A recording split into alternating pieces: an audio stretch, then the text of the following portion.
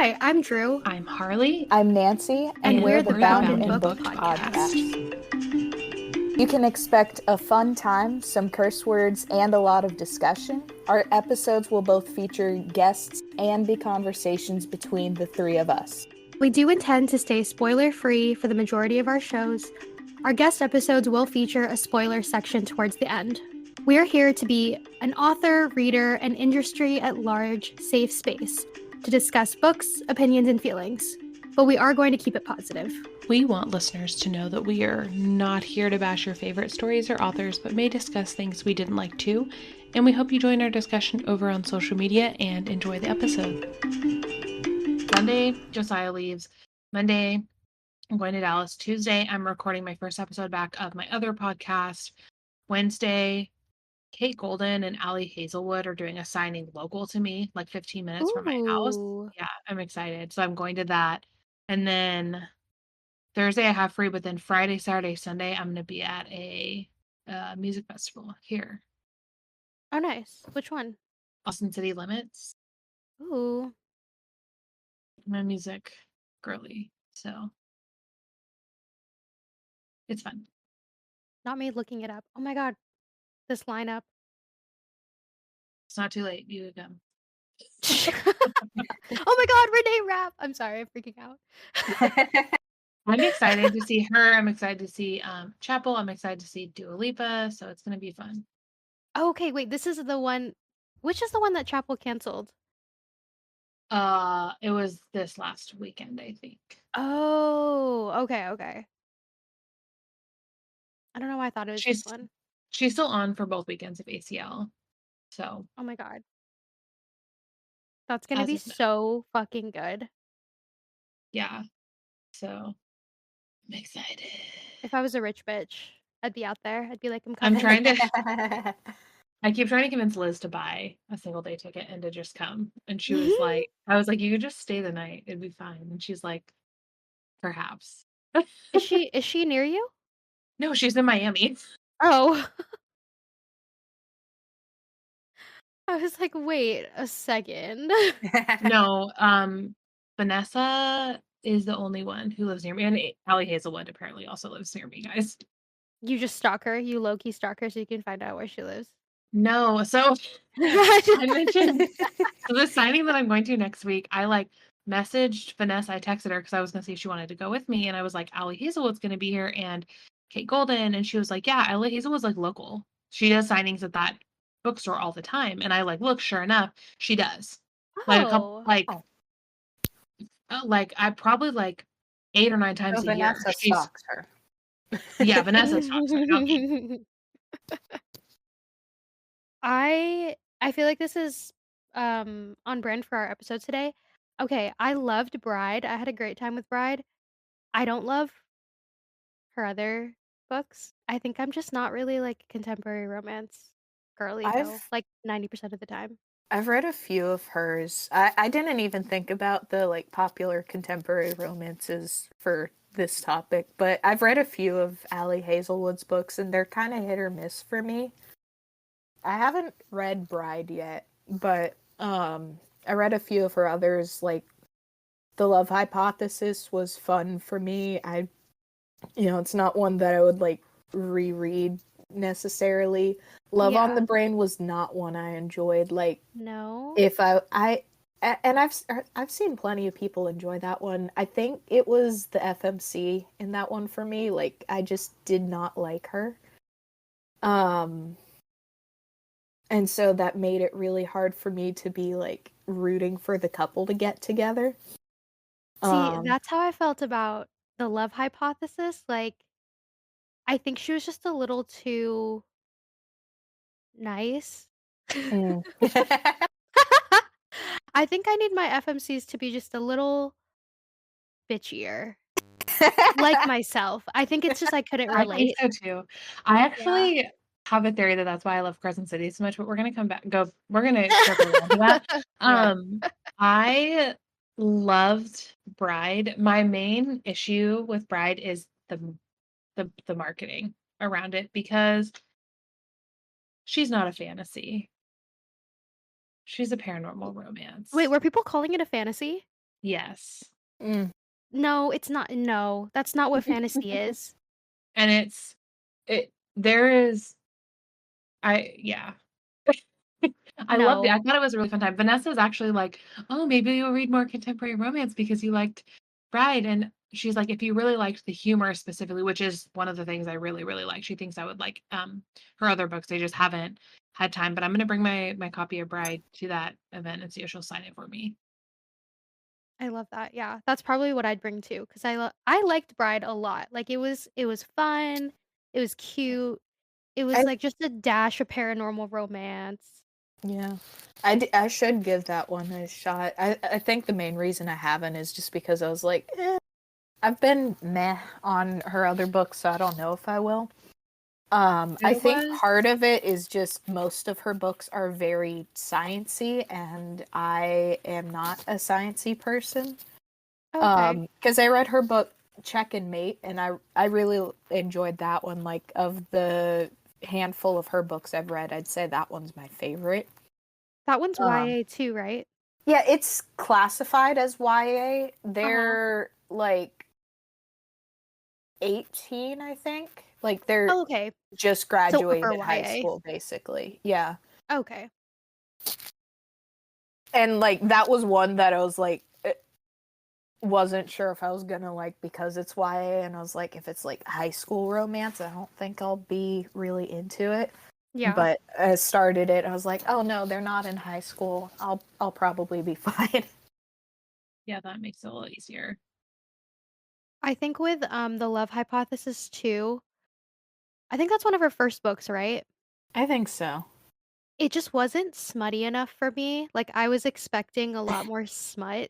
Smart queen. I think all of her books are around that level, I feel like. I think Bride was, like, just a smidge more, Okay. but even Bride, I was like, "Okay, like, this is, like, bare minimum smut that I require in a romance."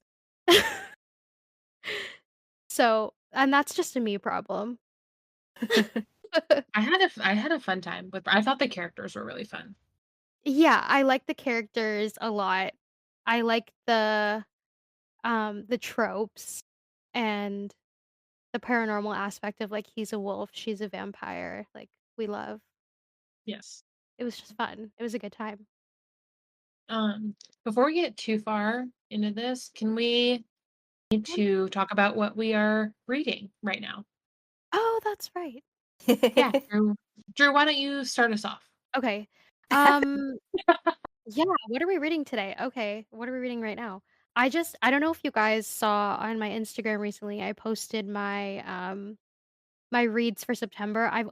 Read I read Song of the Darkwood and then only hockey romance. I read almost 20 hockey romances last month. 20? 20 Wow, that because is a I have lot. a problem. Yeah, because I have a problem. They're so fun. They're so good. I just finished one last night. I just finished The Boyfriend Goal by Lauren Blakely, and it's, the Love and Hockey series by her, and book 2 comes out tomorrow. Well, October 2. Um, and so I haven't started anything yet. I think I might just wait till tomorrow and then pick up that book.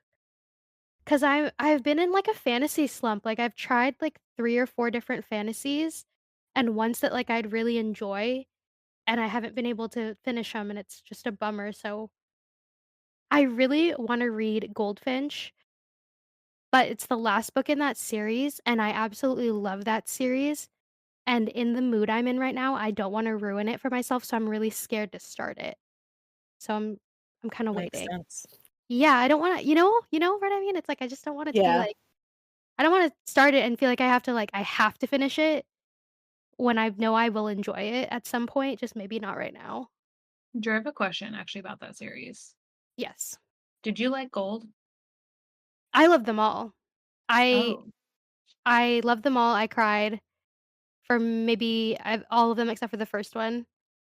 yeah, I didn't cry during the first one. Maybe I need to give it another shot. Maybe I need to like Did you reread. not like Gold?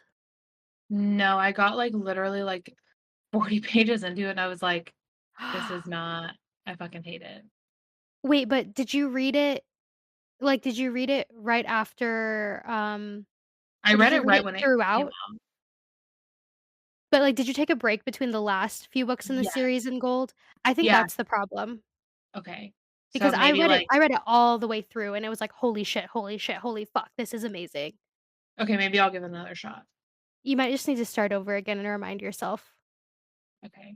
I actually really hated the first book, but I loved the 2nd, 3rd, and 4th books, so I hated the first book in the se I didn't hate the book, I just hated the things that were happening, like, it hurt me, um, oh, no, I hated the and book. you hated I didn't I love everything about that series, like, I love her writing, I love the world building, I love the character development, like, it made me feel so y icky and gritty at times, and I love when a book makes that happen. Actually, yeah, there's a lot of that as well, and maybe I just need to reread the first one also because maybe I'll feel differently about it knowing what I know about the other books now.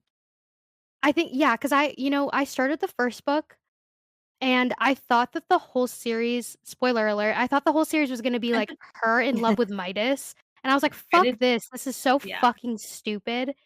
Like, I didn't know, I was like, "This girl sucks, like, I hate her."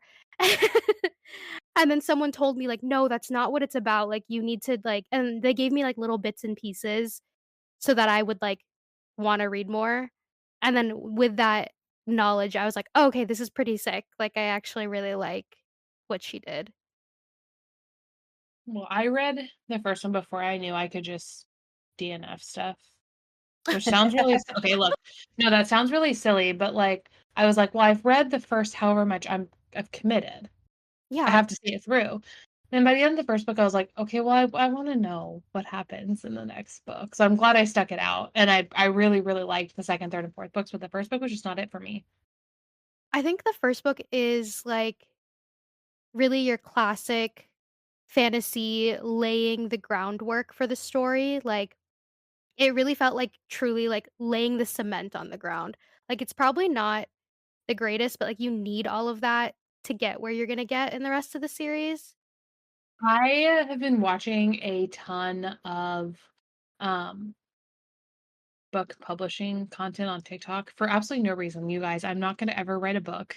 It just is build Sure. my I built my FYP brick by brick, okay? I love technical information like that. And I think I've identified my issue is that it doesn't really have a complete story arc in the first book. Like, you cannot end the book after that. Like, you end the book, but you don't end the story. So you have to read the rest to know what's going on.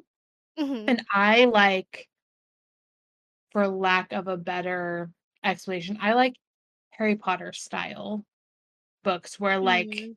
it comes full circle. And then if you never want to pick up the rest of the series, you don't have to.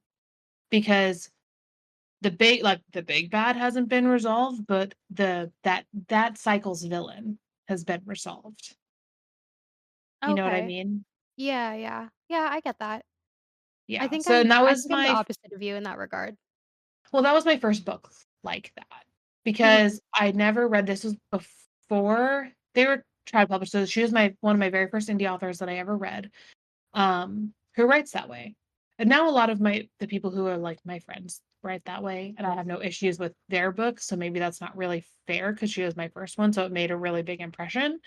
Um, but I think I've identified that that's my issue. It's fair. That's super fair. Mhm. Oh, okay, I only talked about what I was reading. What are you Okay, guys reading? Nancy, did you tell us what you're reading? Not yet. Drew went first. and Very Drew good. didn't stop. We went on tangents. So. I'm currently reading, so I just finished Shadow and Storms last week-ish. Ooh. So I went back to listening to Song of Achilles, and what's the other book I'm reading? I blanked on the title. I feel bad now. Oh, the Light We Lost by Murray Good. It's a small town contemporary romance. And it's the second in her like series of interconnected standalones. The first one was actually my first arc last year. So I was really excited to read this one as well, and I'm enjoying it so far. So Fun, fun, fun. That sounds fun. according to Goodreads, I'm reading 5 other books, but I'm not Very focused good. on them right now. We don't count Um, those. Those aren't real. One of them is for research for my book, so that one is. But Okay, so I just finished. I've actually got like a bunch of things going on. I just started my reread of The Curse of Ophelia for Myths coming out next month, which is cuckoo bananas to say because Oh we my god, just got a book. yeah. Holy We shit. just got a book. Um, That's I'm crazy. also rereading In the Wake of the Wicked for merch reasons. I'm going to be doing merch for In the Wake of the Wicked, which is Vanessa's book. And I just finished a reread of Kuchtal Academy, I think is how you say it. Oh, nice. It's Kuxtal, but it's Mayan, so I think the X is a CH sound. And it's by Nell Nicole and Michaela Hornado. And it's so much fun. Drew, have you read it? No, but I've heard really good things about that one. You need to go. That is going to be your next read. You're going to have so much fun. Oh my god, okay, so I was just telling Nancy before I think you didn't come back yet, but I'm, like, in a fantasy slump, so all I'm reading is hockey romances right now. I think we talked about this on our episode with M. Yes, yeah, yeah. no, I'm still there. I'm still Okay, here. You should really let me. go take a look at my story on Instagram, and then you'll see how fucking insane I am. I will, but let me fucking tell you, this will pull you right out of that slump, babe. It's so good. It's so much fun. Ugh, okay, I'll try. It's like okay, it's like we get a best friend's brother situation. We get like a billionaire romance situation. We Oh, get like a mafia romance situation. And we get it's all like at a magical academy that focuses on okay. Mayan mythology. It is so much fun. So, and the fantasy elements are like very present, very important to the story, but like we get all these other romantic themes that come through, and it's so much fun. That sounds good. That sounds fun. It's definitely on my TBR. Like I've seen you guys posting about it, you and like Jenny and I think like Jamie. I saw all you guys posting Yeah, about it and I was like, I fuck, I think we really need to read all, this book. I think I we think all you're are all on like her excited. street on Michaela's street team. I'm not on Michaela Street team. If she opens up slots, I will apply for it. But I did arc read it. And I read it. It was one of the ones I like picked it up and did not put it down. I read it all in one sitting. Ooh. It was fun. I had so much fun. When I get out of my fantasy slump, I will definitely read it. I'll let you know. I still need to read fuck, what's it called? The one by Amber V. Nicole. Oh, the Book of Azrael. Yes, yes. That one's I have it saved on my Kindle. Like it's downloaded onto my Kindle and I really want to read it and I just like it's one of those where it's like I just haven't gotten around to it. So that one's one that like I'm desperately trying to read.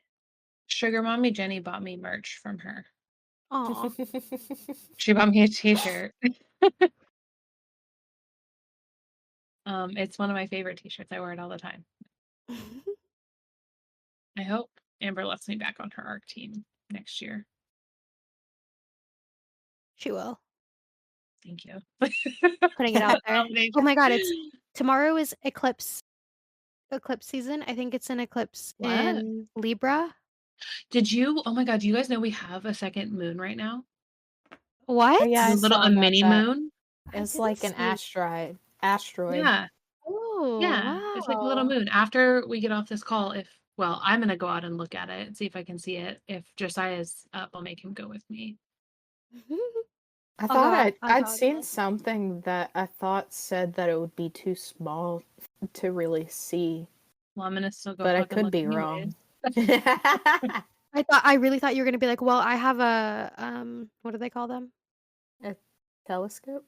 Thanks. I'm not I am not okay. The words are not working Yeah, I right the now. words are completely not get wording. that. I went to go pick up my Um, dog's food today, and I looked at the lady, and I was like, "I don't know what food I'm looking for." I was like, "I know what it looks like, and I know where it normally is, and it's not where it normally is, and I need your help." Oh my god. It wasn't my fault, they, like, moved it, like, it was, like, they are doing some promo, so it, like I didn't feel like a crazy person, but I was like, "I don't even know what the name is." Mhm. That's rough. Actually, that happened to me the last time I went into Tractor Supply because we get our dog food from Tractor Supply.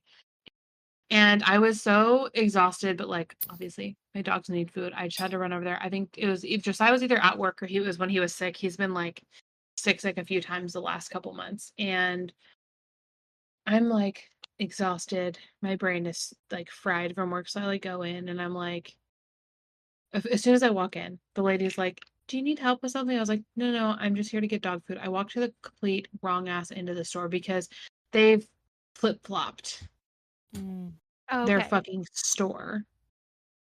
Dog food used to be on the right-hand side, now it's on the left-hand side. So I go Oh, all trudge all the way across the store, and then I no. cannot remember. I get over to the dog section. I can't fucking remember why I'm there. no. I lose the plot, and I'm standing there in the middle aisle next to all the baby chicks that are just like chirping away, trying to Oh. remember why the fuck I came to Tractor You're like, Supply. "Did I come for a chick?" You're like, "Was I gonna get chickens?" You're like, "Was I gonna We can't start" have chickens. Our HOA said no. Oh, that's a bummer. I know I loved having chickens, and we had ducks too. Mm. I've shared videos in Taste Server before. Yeah, I remember. I remember. They're cute. They were cute. Little cuties. Yes. Yeah, so I, like, stood there, and I'm not even joking, for, like, 90 seconds while I tried to figure out what the fuck was going on, and, like, it doesn't sound like a long time, it's a minute and a half, but, like, if you sit still, like, shut the fuck up for 90 seconds, it's a long fucking time. Oh, y oh, yeah. No, I do that every time I go to the grocery store because I refuse to make a list, and then I'm like, "I know what I'm gonna get." And then I get there and I'm like, "Fuck, fuck, fuck." Every Drew, if time I I get to the store, I'm always like, I should have made a list because I know I'm forgetting something, but I don't know what it is. Whenever I get home, I always forget, and so I never make a list, and I repeat the cycle every time, even if I'm just going for a couple things. if I don't make a list, I'm wish that I was fucking kidding. I will spend so much money on shit that I don't need. Like, if I'm going into somewhere for a reason, I have to have a list. Because I will not get anything that I need, and I will spend a bunch of money on shit that I don't fucking need, and then it will go bad, and then I've just wasted, like, $400. No, I'll do that even with a list, which is why I'm like, "I don't need this fucking list anyway." I will make the list, and I will often get things that are not on the list because 'cause I'll be like, "Oh, I actually wanna make squash," or, like, whatever, Yeah, but at least if I make a list, I'm actually getting the shit that I need for my house. Mm. that's fair. Yeah. If That's I I go guess above it if I buy stuff above and beyond that, that's fine. I just have to have, like there's certain items, like, I always have to have in the house, otherwise it's for fucking nothing. See that those items are, like, always in my head, so I'm like and it's not a lot, and the thing is it's not a lot 'cause I change what I like to eat often, so, like, it's not like I'm, like, always getting yogurt 'cause sometimes I'll get sick of it, but it's, like, things like coffee creamer or, like, my Mhm. I was gonna specific brand of, like, coffee it's, like, coffee things, it's all coffee, I'm not gonna it's, like, I was gonna ask what it's your oat milk things and are. coffee. It's oat milk, it's coffee, it's brie, and it's salami, It's brie, it's salami, and what else? and some sort of bread, like, it's usually a different kind of bread, usually it's, like, a type of bread that I can, like, toast up and put the brie and salami on. Oh, that's fair. Do you always have the items to make a charcuterie board in your house, or Um, like a small one, yeah, because that's what I like, those are my meals, like, those are my, like, easy meals, like, Girls um dinner. exactly, like, I have Gouda and salami and, like, some, rosemary, fuck, what are they called? Like, those, uh Like Triscuits? yeah, thank you, yeah, I have, like, the rosemary flavored Ugh, Triscuits. those are so fucking good. Oh my god, I know, right? So, like, I was actually thinking about that. I was like, I was gonna make a little thing for the podcast, and then I just kinda, like, got lazy and forgot. Nice. We make charcuterie board like 2 or 3 times a month, but we'll just, like, buy a whole bunch of shit, so then we can make, like, 3 or 4. Mm, that sounds good. I miss prosciutto. Like, I like prosciutto, but I'm the only one who will eat it, and then it goes bad, and I'll only eat, like, a couple because it's so salty, you know? It's like you can't really eat, like, a ton of them. Yeah, I don't like it either. You should freeze them. Oh, that is a thing. Yeah, I could do that. Um, you could freeze them. That's a good idea. Okay, let's Salami's, like, my get go-to, though. I Sorry, fucking yeah, love salami. Let's get back on track. let's talk about books. Um, if you wanna hear more about our charcuterie preferences, you can come join our Discord server and ask us there. Today's episode, we're half an hour deep, and we are talking popular series hot takes. So I think we're gonna also give a disclaimer in the episode description. This is spoilers for all of the series that we're gonna talk about. Um, and we're also gonna like do our best. Like there's gonna be some authors who are like problematic that we're gonna touch on. We're gonna touch on Harry Potter, we're gonna touch on Twilight, but we're trying to keep it within the universe of the story because there's absolutely issues with the authors and their conduct and the things that they're doing. That's not what we do on this show. So we're going to try to keep it within the book universes if we can. Yep. Do do we want to start with Harry Potter and Twilight or do we want to start with like SJM? Um, Up to you guys. I'm gonna be honest, I haven't read Harry Potter since I was 10, maybe? 11? Are you not in the Dramini like group in Kara's Oh my server? god. I am, but I'm not actively reading the Hermione fanfics. I literally am just, like, absorbing it through Kara. Okay, And same. I never read the 7th book. Drew, what the fuck? I know, I Okay, we're know. starting with Harry Potter then. I guess. No, so here's okay, so I'll let you guys know. I read book 6 when I was 11? I wanna say I was Like, 11, when maybe? it came out. Yeah, Yeah. and I was so fucking pissed. I was so pissed about the characters that were killed in that book. I was You like, can say who died. It's been, like, 15 years. "That's true." Okay, so they killed Dumbledore, and I was like, "Are you?"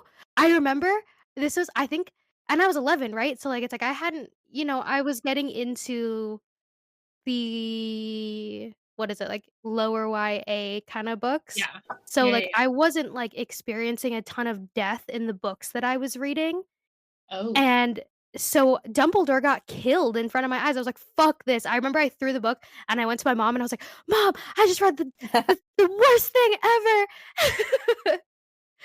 And that feeling stuck with me, so by the time book 7 came out, I was maybe, like, in high school, and everyone was freaking out, everyone was, like, trying to get the books. My dad, like, got the book for one of my cousins, and he was like, "Do you want one?" And I was like, "No, I'm not reading that shit." I was like, "I'm not reading that." Okay, so because I've got my Harry Potter series timeline down to an art, it came out, like, a year and a half later. It was only, like, the next year that the last book came It was a out. long time for me. It does take a long time when you're that age. When you're I yeah, when read you're that age, yeah.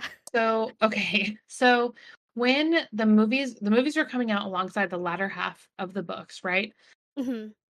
So I saw movies 1, 2, and 3, hadn't read any of the books, and then book 5 came out before movie 4. So I skipped Goblet of Fire, everything, and just immediately jumped in No Limit. immediately jumped into Order of the Phoenix, and I was like, "What the Shut fuck is up! going on?" Goblet of Fire is like lays the groundwork for I know, that's I know. insane. So I had no fucking idea what was going on, and then I read backwards. So I read Goblet of Fire, and then I read them backwards, and then by the time I finished the first one, the 6th book was coming out, so I read them forwards, and when I tell you, I inhaled, um oh my god, I just spaced out on what the 6th book is called. The Half-Blood Uh, Prince. When I tell you I inhaled The Half-Blood Prince, I read it in a day and a half, like, from the moment it was delivered to my hands at that Barnes& and Noble, 1.5 days. And then when the 7th book came I was devastated by the of death of course. Dumbledore, but I was convinced he was coming back in the last book, right? As a 13-year-old does. Okay, yeah. And then I read the 7th book, 12 hours it took me to read that book. Oh my god, you gobbled it. Yeah, I gobbled it. It was so good. That all being said, as an adult now, I find lots of issues with the series. Nancy, have you read it recently, like, as an adult at all? So what I did read was recent. I gave him a shot last year, but I made it like halfway through. Which one was it? I think it was the Goblet of Fire was the one I was like halfway through, and I was listening to the audiobooks on Libby, and my loan expired, and I was like, you Oh, know what? I was no. bored anyway. That's Aw. fair. So Okay, That's then fair, that's fair. I'll make my hot takes very short and to the point because I'm apparently the only one who has them. Which is fine. I just feel like it was an appropriate series to touch on because it was such a cultural behemoth. Like, it the series changed the YA and teen fantasy genres forever. Oh, yeah. Um, yeah. But my biggest hot take is, why the fuck are children resolving this? As a 31-year-old woman, I read this within the last 4 years, within the last 4 or 5 years, I've reread them. So, like, as someone in my late 20s, early 30s, I've read them. Why the fuck is this a children's book? Like, there's so many bits and pieces that are, like, fun, whimsical, children, but, like, the things that we start dealing with probably from Prisoner of Azkaban, Mhm. really, onwards. What the fuck? That's true. That's that's my hot take. That's true. I don't know, I feel like that's, like, a lot of, like, dystopian It is, YA. and my other issue with the series is that, and you, Drew, wouldn't know this because you didn't read the last book. Um, the things that Dumbledore's, like, left assuming Harry would pick up the pieces, he's a child. I granted, he's been groomed for the last however many years to sacrifice himself, but he is literally a child, and to just assume that he'll be able and willing to take up the mantle, mm. that's a big gamble, my guy. Yeah. Fundamentally, I guess I just have issues with the premise. That's fair. I'll never go back and read the 7th book. I think the 7th book is my favorite of all of them, um, because there is a handful of things that we get in that book that we just don't get in any of the other ones. Like, one of the really wonderful things is we get the exploration of grief in a way that we Mhm. don't get, like, Harry exploring his grief about Dumbledore's death in a much healthier way than the way he expressed it as an angry teenager about Sirius's death. Mhm. And he's wondering, why was this all left to me? And that's a very, like, that theme is, like, present through the entirety of the book. The other one is, he gets into it and doesn't speak with, like, Remus after he leaves his pregnant wife to come, and because Tonks is pregnant. I'm assuming you know that. I don't know. Um, No, I don't think that really came up in the movies. okay, so there's a scene where Tonks shows up to the house that Harry's inherited, the Sirius's house, his family home. Mhm. And that's where they're hiding out. And Remus Lupin shows up and he's like, basically says, um, let me come with you guys. Like, I could be an inn with the werewolves, blah, blah, blah. And then mentions that Tonks is pregnant and they're having a baby. And Harry goes after him and is like, you don't get to sacrifice yourself when you have a kid on the way. And Mm. like, do you think that's what, Lupin pretty much goes, oh, well, your dad would have wanted me to protect you. And he goes, my dad would have wanted you to be there for your own kid, not fighting this war, that you should be there for your family instead. Mhm. And that is something that carries through the end of the book when he too also dies. Um, so there's just like the exploration of grief I thought was really, really well done in that book.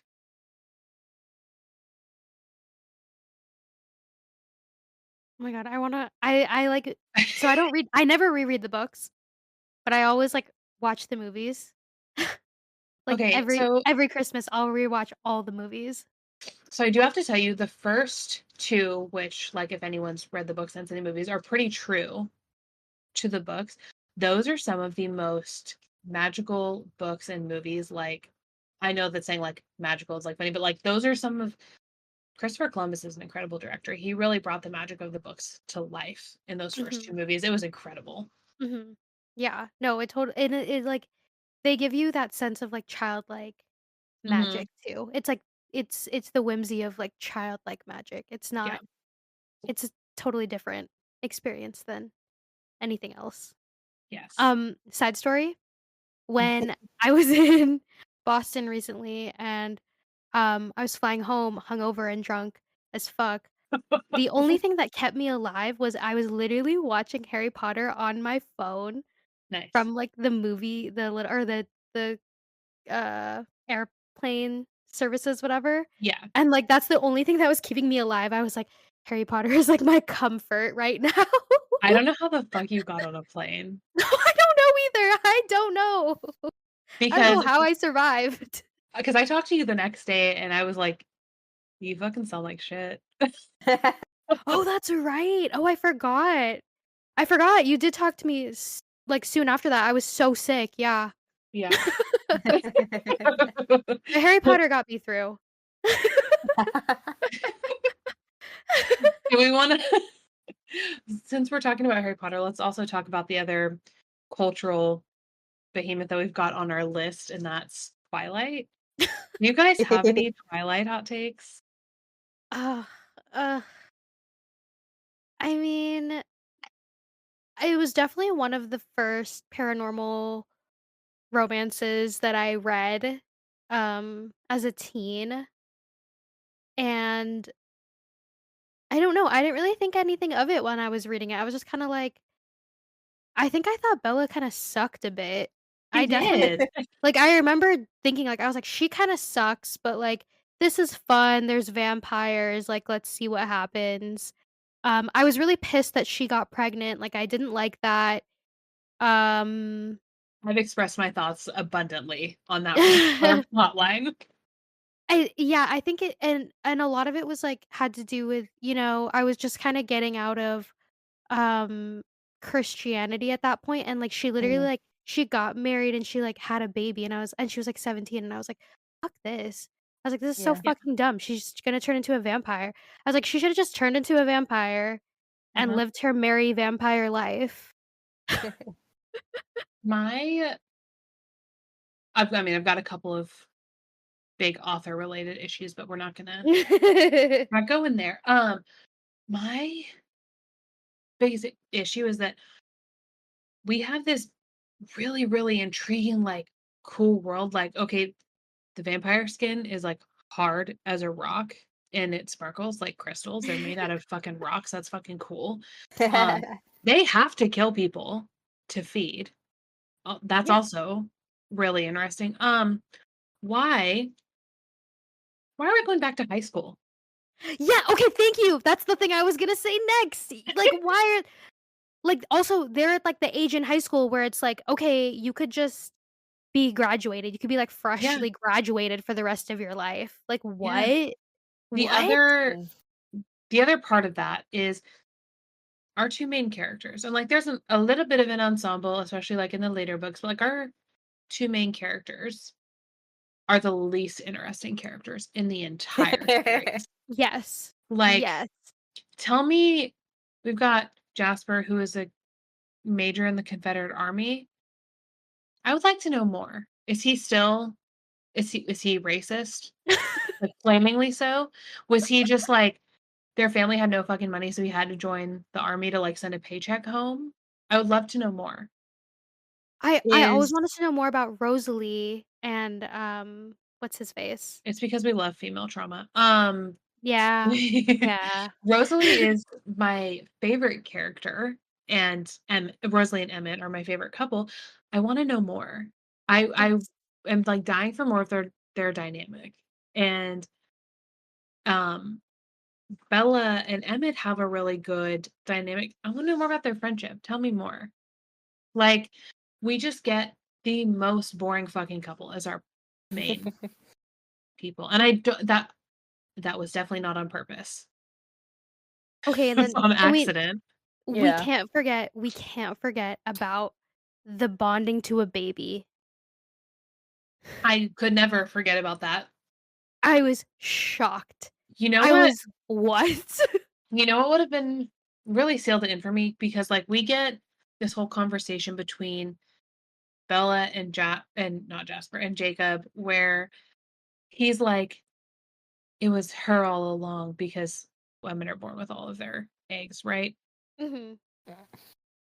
Do you think that he was just starting to feel some, like, really weird attraction to Edward too? You know, with that logic, that would make sense. But, like, we just never heard about it because it wasn't relevant to the plot? And because of a little homophobia? Yeah. Probably. There's a lot of homophobia. I Yes. now want to read a fan fiction about that. There is okay, Nancy, I'll find it for you, it exists. Ask me how I know. Ask me, ask. I'm Um, curious how you know. Did you find it intentionally or yes. an accident? Um, okay, so when we first moved to Texas, we didn't have any internet, so when I was at work, I would just download a bunch of fanfic that I could go home and read once it was downloaded, right? And yeah, Mhm. I didn't intentionally seek it out, but I was, like, just reading a bunch of, like, Twilight fan fiction. That's Um, amazing. and it was yeah. But, like, I wonder because we're very briefly in Jacob's head.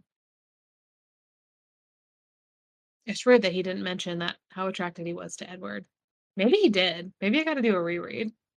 Oh god, don't put yourself through that. Yeah, my other hottest take is that the books are trash. Guys, the whole series it's my trash and I love it. And it's like a comfort world for me, but they're not great. I understand why they, like, hit the mark for so many people, I mean, myself included. I was also Drew, you and I were, like, the right age when they were becoming popular, like, I was a freshman in high Mhm. school, I think, when the first movie came out, which would have put you in junior high, I think. Um, so, like, we were the right age when that became what it was, Oh, but, yeah. like Midnight screenings, like, oh my god, have I talked about the midnight screening I went to for Breaking Dawn Part 2? oh my god, no. Okay, so I went to a midnight screening for Breaking Dawn Part 2 when it came out, obviously, in theaters, and this was, like, 2012, perhaps, maybe 2013, I don't know, That makes and sense. my best friend came with me, her and I went, and they did all 5 movies, like, as an all-day Oh, marathon. yeah, yeah. So No, they did that at you my theater like too. yeah, and they would do, like, an intermission in between, they would give, like, 30 minutes in between, so we would, like, go next door, get a snack, come back, but it was oh my gosh, it was so much fun. A whole day of Twilight. Yeah, we had a blast. That sounds fun. Yeah, no, As I remember doing those too, like, it was like an event, it was a whole ass event, like, going to a Twilight movie with your friends. Have you guys all Nancy, have you seen the second Breaking Dawn movie? I forget. Watched all of them. So, you didn't see it in the theater though? No, like I watched them recently. Drew, did you go see it in the theater? Oh, yeah. Okay, I so had shitty you ass seats and my neck hurt at the end of it. so okay, there was the moment when, and actually, Nancy, maybe you wouldn't know, 'cause you haven't read the books, you said. So at towards the end of Breaking Dawn Part 2, there is like the battle in the meadow, Mhm. and An epic scene. yes. But in the book, we're not given that scene at all. We're not told about Alice's vision that she has at all. Yeah, that's So right. there was screaming in the theater at the midnight premiere when we watch Carla's head get torn off.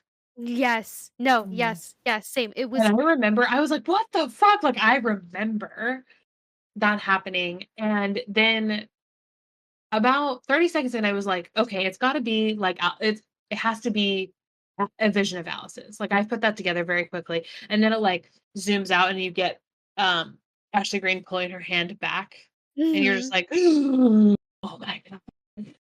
No, I think I remember when the scene started, I, like, whispered to whoever I was sitting next to, I was like, "That didn't happen in the book." Literally. I was like, "That didn't happen in this whole" I remember being like, "What the fuck?" Like, I remember being like, "This none of this happened in the book." Yeah. I remember being like, "Ugh, what are we doing here, folks?"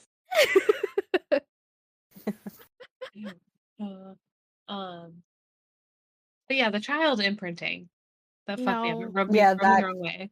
I'll that never get over it. not yeah. And then not just that very specific instance where, like, and I will never ever say that it's justified, but, like, if you zoom way out, you're like, "Eh," if I squint really hard, that kind of sort of makes sense, right? There's the second instance of that in Eclipse, perhaps? It might have been at the beginning of Breaking Dawn where another pack member imprints on a toddler.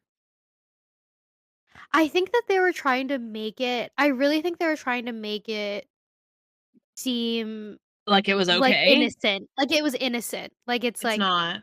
and yeah, but it's like, well, and if you take into context the things that we know about this author, the Right, community he comes from, it's like, right. okay, yeah, we know that this isn't necessarily an innocent thing. I think there was a way I do think that there's a way for that to be done within fantasy where it could be okay, but I don't think it was Here's done correctly here. here's the fix it that's never gonna happen. Make Renesmee a lesbian. Oh, there we go. Make her a lesbian who wants a biological baby real bad and let Jacob be her sperm donor. He could just and he's like the friend, and it's always like a Yeah. friend, a familial Yes. vibe. Yeah. Let him be like an uncle, and that's all that it like ever is. But like we know, given very specific comments by the author, that that's not where it's gonna Mhm. go. Mm. That's a good loophole is, like, if there were relationships within the pack where people were bonded, but it wasn't always romantic, like, it's more like a Yes. bodyguard or, like, it's just a relation it's like a close relationship, it's like a soulmates where it's like your soulmate doesn't have to be your romantic interest, they're just someone who you're bonded to, so, like, if that were a possibility, I think it'd be a lot less creepy. Yeah, it would Here's be. here's Yeah. the really easy way to make that happen is that if you'd never broken Sam and Leah up, is if Emily was always just like a soulmate, but not in the romantic sense. That would have been a very Mm. easy way to make that distinction. Yeah, there you go. Also, I have a lot of issues with Emily because Leah's your cousin with whom you grew up. That was her boyfriend for like 5 years. What the fuck are you doing? That's a whole different conversation though. I don't remember that, I'm gonna be honest with you, that's where it's like you're starting to lose me. It's okay. It's not that important. We'll move on. Okay, let's tackle the next. I think the next biggest thing we've got on here is the Can we talk about SJM. Oh. Yes, Gonna say okay. Hunger Games kind of fits the the I group, have the ones we've started with so far. Okay, I have one hot take about the Hunger Games and one only, so I'm just gonna do that really Have fast. something that kind of touches on both Twilight and the Hunger Games, so that's Ooh, why I didn't okay. say it You yet. you start, Yeah. Nancy. Okay. Sorry, Nancy. But it's kind of about love triangles generally, but I felt like with both series, the quote right choice was extremely obvious to me. Mm. And Yes. I know that a lot of people are like, oh, I don't like love triangles, and I feel like that's why a lot of people don't like them, is because, like, well, the wrong choice is always a piece of shit, so it's not even really a choice, but they draw it out and make Yes. the FMC like really dramatic about it. Yeah. Because like with Twilight especially, like Jacob sexually assaulted her. Like he forced her in the movie, Correct. at least. I don't know if that was in the book or not, but he forced her to kiss her when she was like, "I don't want this." That did That happen should also have in the been book.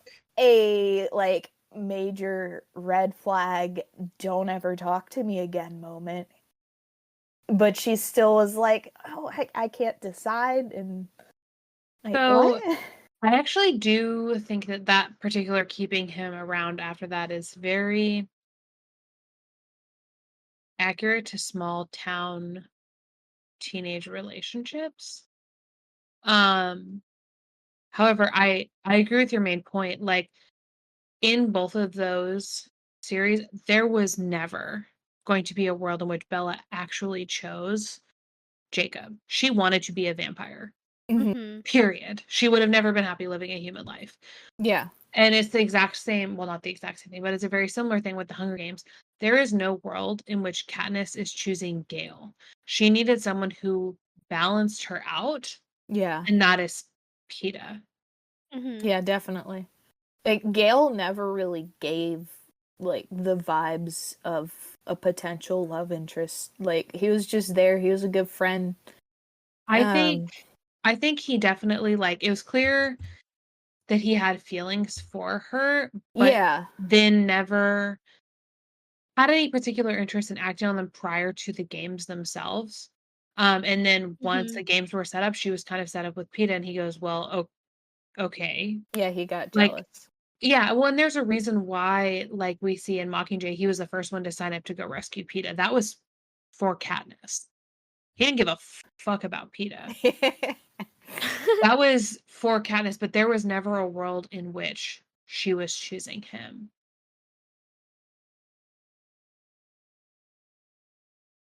Yeah. What's That was my hot take that's your hot about. take? Yeah, because you even like even in the book she talks over and over and over again about how her and Gale are too similar. They're both burn hot like fire, but Peeta was like a breath of fresh air. Like Mhm. there is I never thought that they were going to end up together unless Peeta was dead. Hmm. And certainly not after he became a terrorist, which might also be a hot take. I don't know. Gale's a terrorist. I wish I remembered more about the Hunger Games. All I remember was I really, really hated the way it ended. Like, Hmm. I was very Oh, disappointed how it ended. tell me more. I I can't remember. I really wish I could remember. So, okay, so the ending consists of after Katniss shoots Coin, then Snow is killed by citizens, same at the same time, right? We see that in the movie. And then we like get a flash forward where they're voting on if there's going to be a symbolic games with the Capitol's children. Mhm. And Katniss is the one who splits the vote, and I think she votes in favor of. In the movie, she votes in favor of, but in the books, I don't remember. And then we get another flash forward, and it's her sitting with Peeta in a meadow, and they've got 2 kids. And I And think that's what I didn't like. I feel like they did a very, very bad job of explaining the whole thing with Katniss with kids, because in the books, and, like, again, I was an adult when I was reading these books already. I was, like, 19 or 20. So Uh-huh. I was the same age as Katniss. She was, like, 16 or 17 in the first book. So by the end of the series, she was the same age as me. And her turning point, her only reason for, like, not wanting kids in a family is because she didn't want to get raped in the games. That was Mm. the thing. She was dirt poor and didn't want to get raped in the games. Once she became a victor, she still didn't want him to get raped in the games, so she was, like, anti-kids. And then once the revolution was over and the games didn't exist, she talks about how she could see herself having a life with PETA, fixing things, like, down the line. And then there's actually this very cute scene where he, like, I can't remember for the life of me if this is in the books or in the movies or not, but he pops up and one day she just, like, goes outside and he's outside gardening and he's planted in front of her house a bunch of primrose plants. Mm, mhm. And that's when they reconnect. So then it's, like, very slowly we get, like, little flashes, little scenes of them reconnecting. So, like, I invite him over for dinner every once in a while, and then it's we live together now, and then it's we have children. So, like, I feel like the movie did a very poor job of painting that picture that, like, she was handling her trauma from the games, but the only reason she didn't want a family, didn't want kids, didn't wanna care about anyone besides her, literally her mom and her sister, is because she was scared that they would get taken from her by the Capitol. Mhm. So I think I was probably, like I wanna say it was, like, maybe, like, 13, 14 when I was reading, because I read them as they came out, Okay. and I remember I think because I'm trying to remember, like, why I was so pissed. I think I really hated, like, the stereotypical ending of, like, "And they lived happily ever after and had children," and I think that's why I didn't like the end of the book. Mm. And But, like, but I that was, makes like sense. and I was 13, 14 too, so it's, like or, like, whatever age I was, like, young, and I really just didn't like cliches like that, and I didn't appreciate, like, the romance in stories, like, ever, just in general. And so I think that's why I didn't like it. I was like, "What the fuck?" I was like, "I wanna know more about, like, her life and, like, how things ended and, like, what happened after the games." Like, it's like I wanted to know about, like, what happened to Katniss as a person, and that is what happened to Katniss as a person, but, like, I didn't understand that at the time, I think. I wanna do a reread now that I'm a little more emotionally removed from being that age because I'm Yeah. older now, but also, we're culturally a little more removed from that series blowing up Mhm. because I wanna see how I feel about it now. I definitely And also was, like, that annoying person in theaters, like, "That's not what happened in the book," 'cause I for sure read Hunger Games before it came out as a movie. I read, the first one right after seeing the first movie, and then read the other 2 right away, so I knew what was coming, but Mhm. I don't remember feeling particularly upset with the way the books portrayed or the movies. I think the movies did a pretty decent job of portraying the story that was told in the books, but there's just some things that you it's really hard to translate, I think, because the books are told, like, in I'm pretty sure first person point of view in Katniss's head. So we get so much of her internal monologue Mhm. in ways that do not translate to a visual medium very well. I think I feel like there was one I really wish I could remember, but I feel like there was one little detail that was different in the movies that, like, they changed in the movies from the book where I was like, "Why would they change that?" And I think it was, like, something really minute, I hated but one thing that I really hated is they took away the disabilities that Katniss and Peeta had. Like Peeta had a fake leg after the first games. Yes! And then Katniss Yes! was deaf in one ear. Like, I feel like they just kinda like, didn't he still have, like, a prosthetic leg, but it was, like, kinda, like, all, like, techy and, like, capital, like, perfect. Like, it's like, I think didn't he, Yes. like, they just kinda, like you said, they made it disappear. Like, it was just like, Mm. "Yeah, you lost your leg, but don't worry about it. We'll make everything like it never happened." Yeah. Um And I feel like they didn't do a great job of portraying the long-term trauma that is present through all of the books. Yeah. I would reread that series. I did enjoy that series. I think it was, like, for sure because I was, like, what, like, a young teen. I think it was definitely one of those series that made me think about the world in a different way because it does touch on those real world issues. Have you seen all the memes about Suzanne Collins' upcoming book?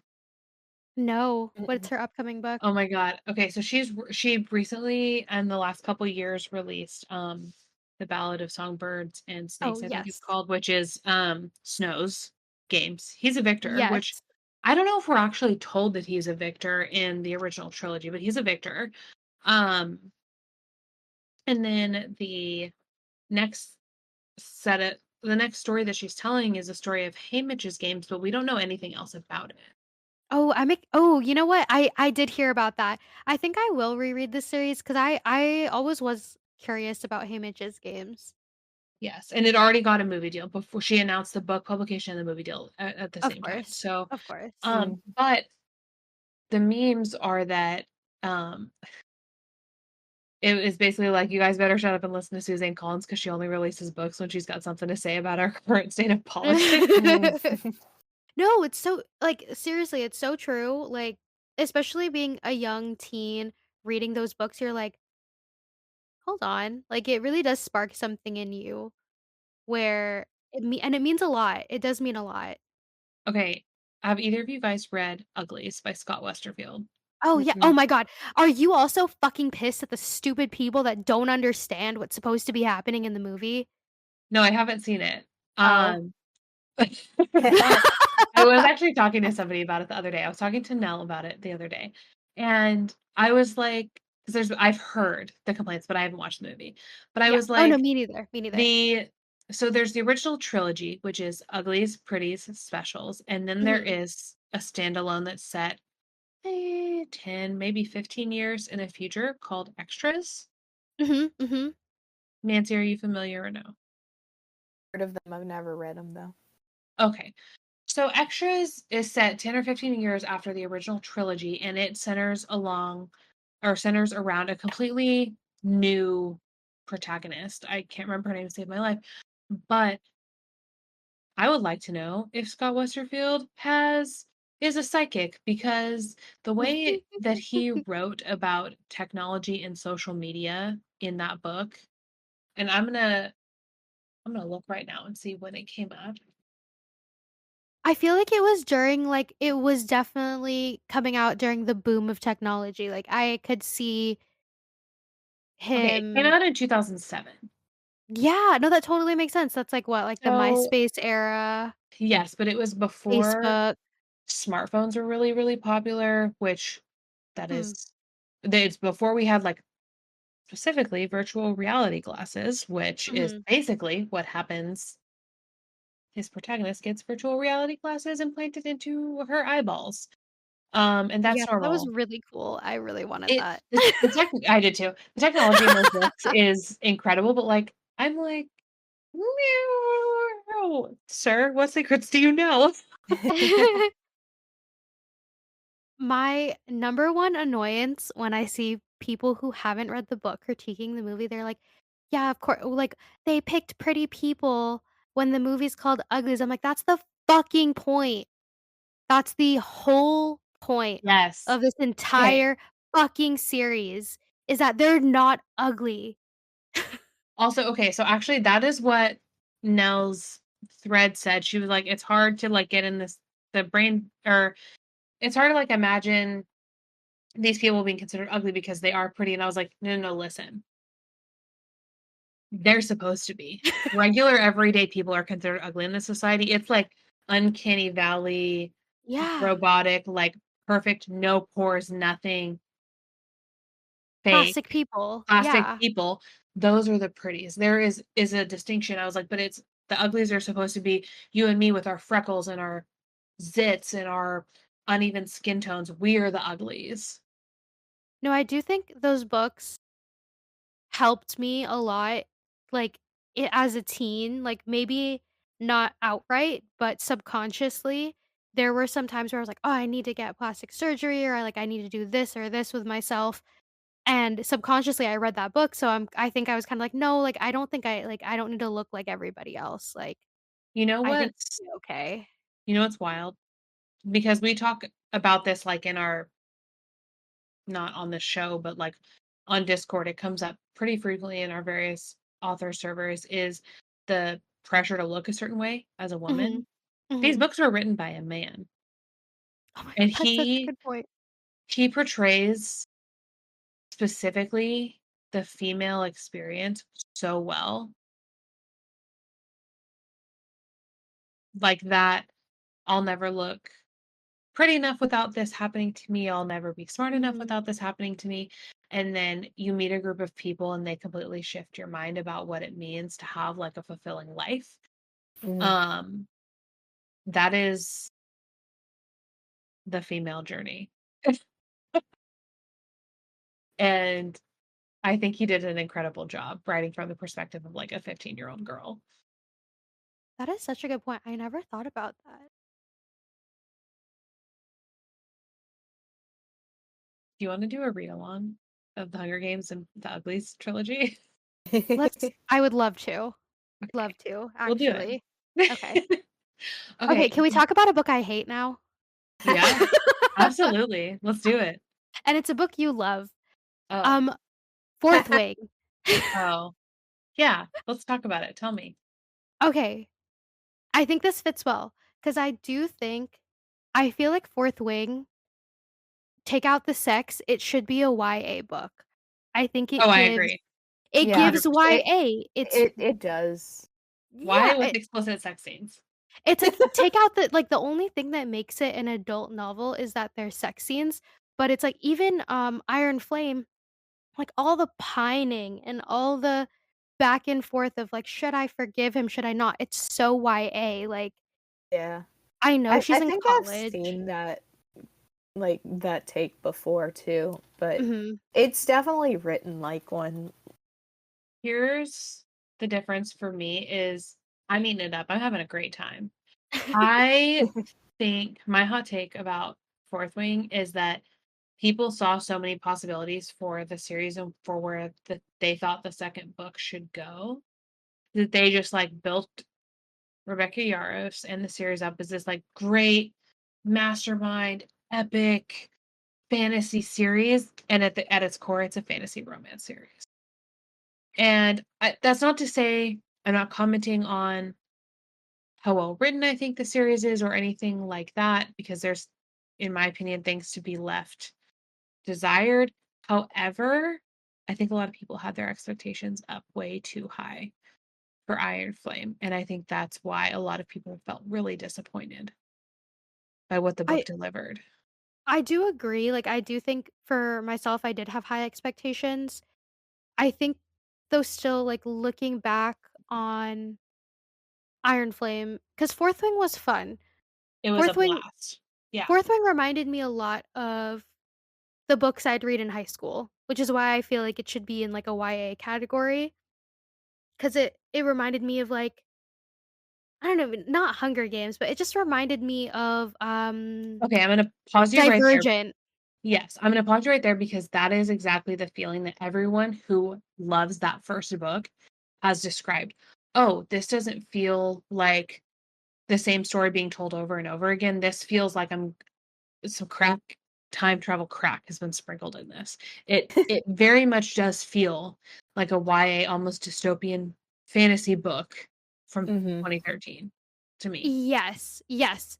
No, I exactly, and that's what hooked me with Fourth Wing, but then Iron Flame just it didn't deliver, and maybe it was expectations, but I think partially it was that what I look for personally when I'm reading, like, an adult fantasy is topics that address real world issues, but are condensed into a fantasy world to make it easy to consume, and I feel like she missed the mark there, personally, like, I just feel like I feel like a lot of the story was focused on the romantic aspect, and not enough was focused on the building, rebellion.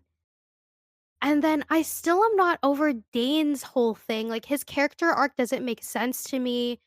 I think maybe because 'cause we're not in his head, it could be that where it's like we're not seeing I have everything he's thoughts. going through, um, and just the ending was like I was like, "What the fuck is happening?"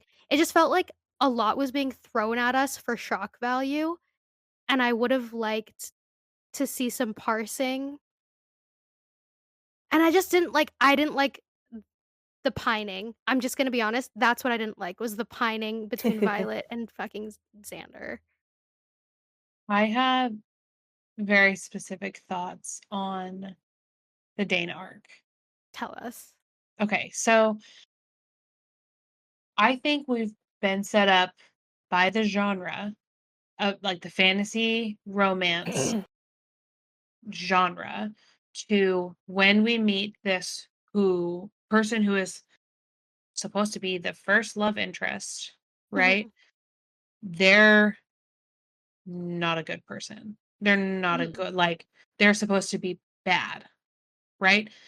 And while I think yes, in the first book we don't Dane doesn't get any type of redemption, but then if you consider the context in which he changes everything, he walks in on his best friend from childhood having been tortured, and she pretty much says, "Help me." And that shifts and shows him what happened, the truth of what happened. And this was my prediction. Like I remember I made predictions before Iron Flame came out. I predicted that once he was shown by the dragons the truth of what happened, he was all in for Violet because he could see Mhm. the truth there. And like, and again, maybe this is someone who's like reading too deep in what's supposed to be like a fun, have a good time fantasy series. But but his arc from the moment he walks in and sees this person who is his best friend from like think about your best friend from when you were little. If you walked in on them being tortured and you were told, no, torture them some more, would that maybe shift your and they told you this isn't true and showed you what you thought was unrefutable proof that the institution that you believed in your whole entire life was lying to you? You might switch sides too. So his redemption arc completely made sense that he flip-flop sides after that because I was I think part of it is like we have been conditioned to believe that like genre expectations are to believe that he's could not possibly be a good person because things romantically didn't work out and he was like upset about it, which he's entitled to be because he's supposed to be this human being in this series and he's allowed to have feelings about it.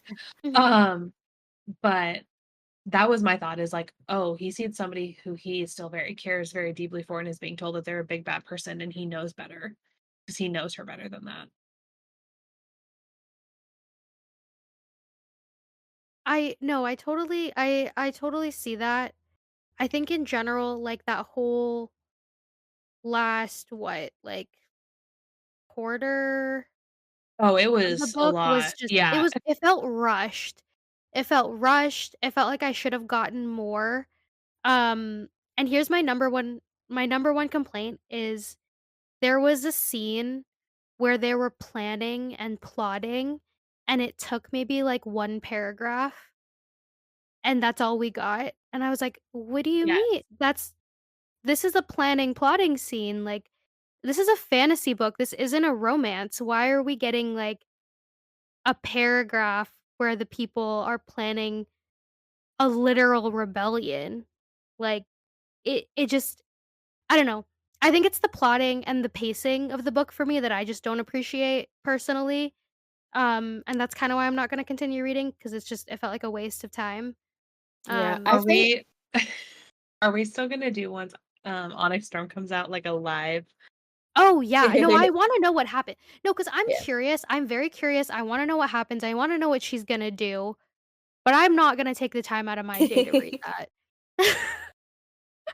Yeah, we'll just have a podcast where me and Harley are recapping it to you, and you're asking questions like if we ever like leave something out and you're confused. Please, please. I need to know because I'm very curious. I really would Yeah. like to know what are the I'm plans? pretty sure with Iron Flame, I'm pretty sure she was like the plot that was Iron Flame was meant to be 2 books I think so initially, and too. then Red That Tower would make Books was like, sense. "No, this needs to be 1 book." And Yeah. so I think that's one reason the pacing is like really funky in that one. Um That would make more sense to me. Also just generally like they rushed the release of that book. She was under a lot of pressure to get it out Mhm. in the time frame that she was given. Like traditionally published books aren't usually released back to back like that. That was like not even 6 months because Fourth Wing came out in May and Iron Flame came out in like November, I think. Oh, no way. Um I think that's Yeah, what it was, so yeah. And like that's why there's no design on the edges. It's just solid black for Iron Flame because they were like, if we do a design, we'll have to push back the release. Mm. And like there were a ton of misprints. Like the Oh, yeah. quality I on the remember that. actual physical book was really low. And I think that had she been given more time, she probably could have polished up the book to be a better version of that story. And so I don't think it's her fault. I think it's the publisher's fault for like rushing it. And I'm glad that they're giving her the time to actually do a good job with the next one and like take her time.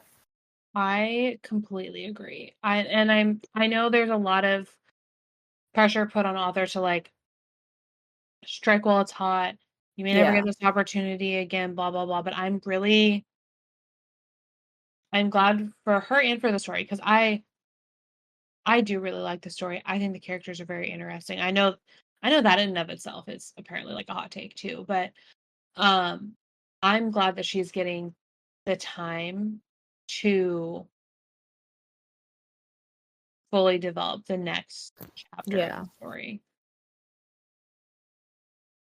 That is another point I like I feel like we should maybe make a whole episode on is, like, publishers and, like, the pressure that they put on authors. Because Hmm. I do agree where it's like, if she wasn't ready to publish it, but she was being pushed to publish it, that would explain how the book ended up how it did. Yeah. 'Cause that's how it felt. That is how it felt. It felt like it was rushed, and Yeah. it wasn't Everything the about that final s yeah, release. it didn't feel final. Yeah. That is not the only book from a big name author in a series that has happened to recently, well, semi recently, because I feel like the same thing happened with the third Crescent City book. And this is a hill I will die on. That so much happened in that third book. Was so much plot that should have been split into two. It should've It no, sh- I hated it. I really and disliked it. yes, and that is the number one. I liked it because I love those characters, but I firmly believe that SJM was pressured into putting out another ACOTAR book next, so she had to cram all of that into Crescent City, so she didn't leave any loose ends. Well, I could also see it being where she signed on to only do 1 more Crescent City. Like, if Or she was that. contractually obligated to only do a single Crescent City, and, like, they were like, "No, we're not gonna like, there's no wiggle room for you to do another Crescent City after this." Like, I could totally see her being like, "Well, do I just leave it hanging Because and she then said negotiate another book, or do I just try to get it all out?" 'cause she said she had to rewrite a bunch of Crescent City 3. It honestly, I love the Crescent City series, like, I love the first one, I really liked the second one. The third one was just like yeah, it felt like a bummer, like, it kinda felt like And the pacing was weird. the pacing was weird, it was off, it didn't feel like any of her other books. Like, So much was crammed into the end of it. Yeah, the first 2 books take place over, probably a couple months each, I would guess. The 3rd book takes place over, like, 9 days. Yes, it's insane. It's like, wait, what? I remember when someone told me that, I was like, "Wait, hold on. There's no way all this shit happens within 9 Yeah, days. so That's insane." Bryce says, around, like, the culmination of it, she goes, "I can't believe it was just however many days ago that I was transported to this other world," and you just, like, Mhm. think about it, and you're like, "What the fuck are you talking about? Surely it's Ben." But no. I also think Ethan should have just gotten his own book. I agree, and I actually think that's who if there's another Crescent City book or another book set in that world, that's who the book's gonna be about. And he should have, because he deserved that, and that was rushed too, and, like and I think he could have got an amazing, fully fleshed out arc of him I love becoming Ethan. I loved him so much, and, like, honestly, I was really happy for everything that happened to him, like, everything that he got, I was like, "You know what? He deserves that," but it didn't feel fully fleshed out. It felt, like, rushed. It felt like, "We need to get this out here, so I'm just throwing it out there." And I was so bummed. I was like, "No, I want more of this story, like, I want a whole book about this. I don't wanna just hear about it for a couple chapters." You wanna know what my hottest take about the Crescent City books is? Only one of those bonus chapters should have been a bonus chapter. The rest should have been in the book. The one that I'm Oh, talking I about didn't is, read the like, bonus chapters. there's one bonus chapter where it's Bryce and Hunt, and it's, like, around Christmas time, the year following the end of Crescent City 3. Oh, I did read that one, actually. That should have been a bonus chapter. All of the other ones should have been in the book. 100% should have been in the book. We deserved them in the book. Specifically, the bonus chapter told from Bryce's mom's point of view. Um, have you neither of you guys have read that one, right? I think no, I Mm-mm. think I did actually read all the bonus chapters, I just forgot Okay. about it. Um, that one should have been in the book because it gives us so much insight into what's coming next. Here's the thing, I think that might have been also a publishing issue, because I feel like she probably hit her max word count, and she was like, "Well, I need to get these Oh, out, like, these need to get out here, so I'm mm, just gonna make them bonus chapters." because the information that we got was all like completely important. Okay, maybe like Azrael being a club rat was not super important. But the other pieces of information that we get during Bryce's time in that chapter is very important. Um, not just that like Azrael likes his base down low.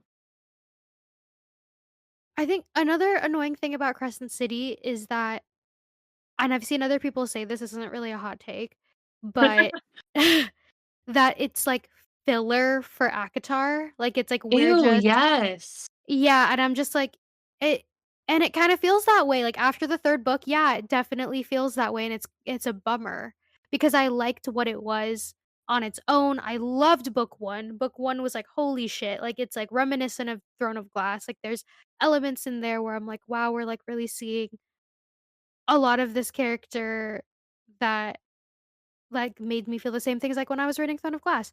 But then, like, book 2 is fine. Book 3, though, I was just like, "What the fuck is happening? Like, what are we doing? What's happening? What's going on right now?" I'm so lost. Like, Hunt's dick doesn't fit in his underwear. Why do we need to know that? That was so weird. That was the weirdest. Why do we need to know that? We already know he's got a big dick. We don't need Also, to. that's scary. Because they make a lot of underwear these days. This is also the future. So, you'd think they'd make a pair of undies where his dick fits. That's really weird that it doesn't fit. Okay, I think a little bit of context needs to be added. He was on a submarine. I still think it's not just all of the underwear in the whole entire world. It's specifically the underwear that's on the submarine, but Okay, also okay. I think maybe we could have just not mentioned it. It's like one of those details where it's like the fans are, like, hung up on it because it is like a "What the fuck? Why is this in the book?" Oh my god. Today, this is unrelated to hot takes, but it is related to Crescent City. Today, I was scrolling through TikTok, Tumblr, I don't know. And it was a video, like a GIF of a dog holding a sleeve and she shaking it really hard. And it was like Baxian in the dungeons. And I fucking died. I started crying, laughing. It was funny. Oh my god. That's so funny. I That's not a hot take. That's just very funny.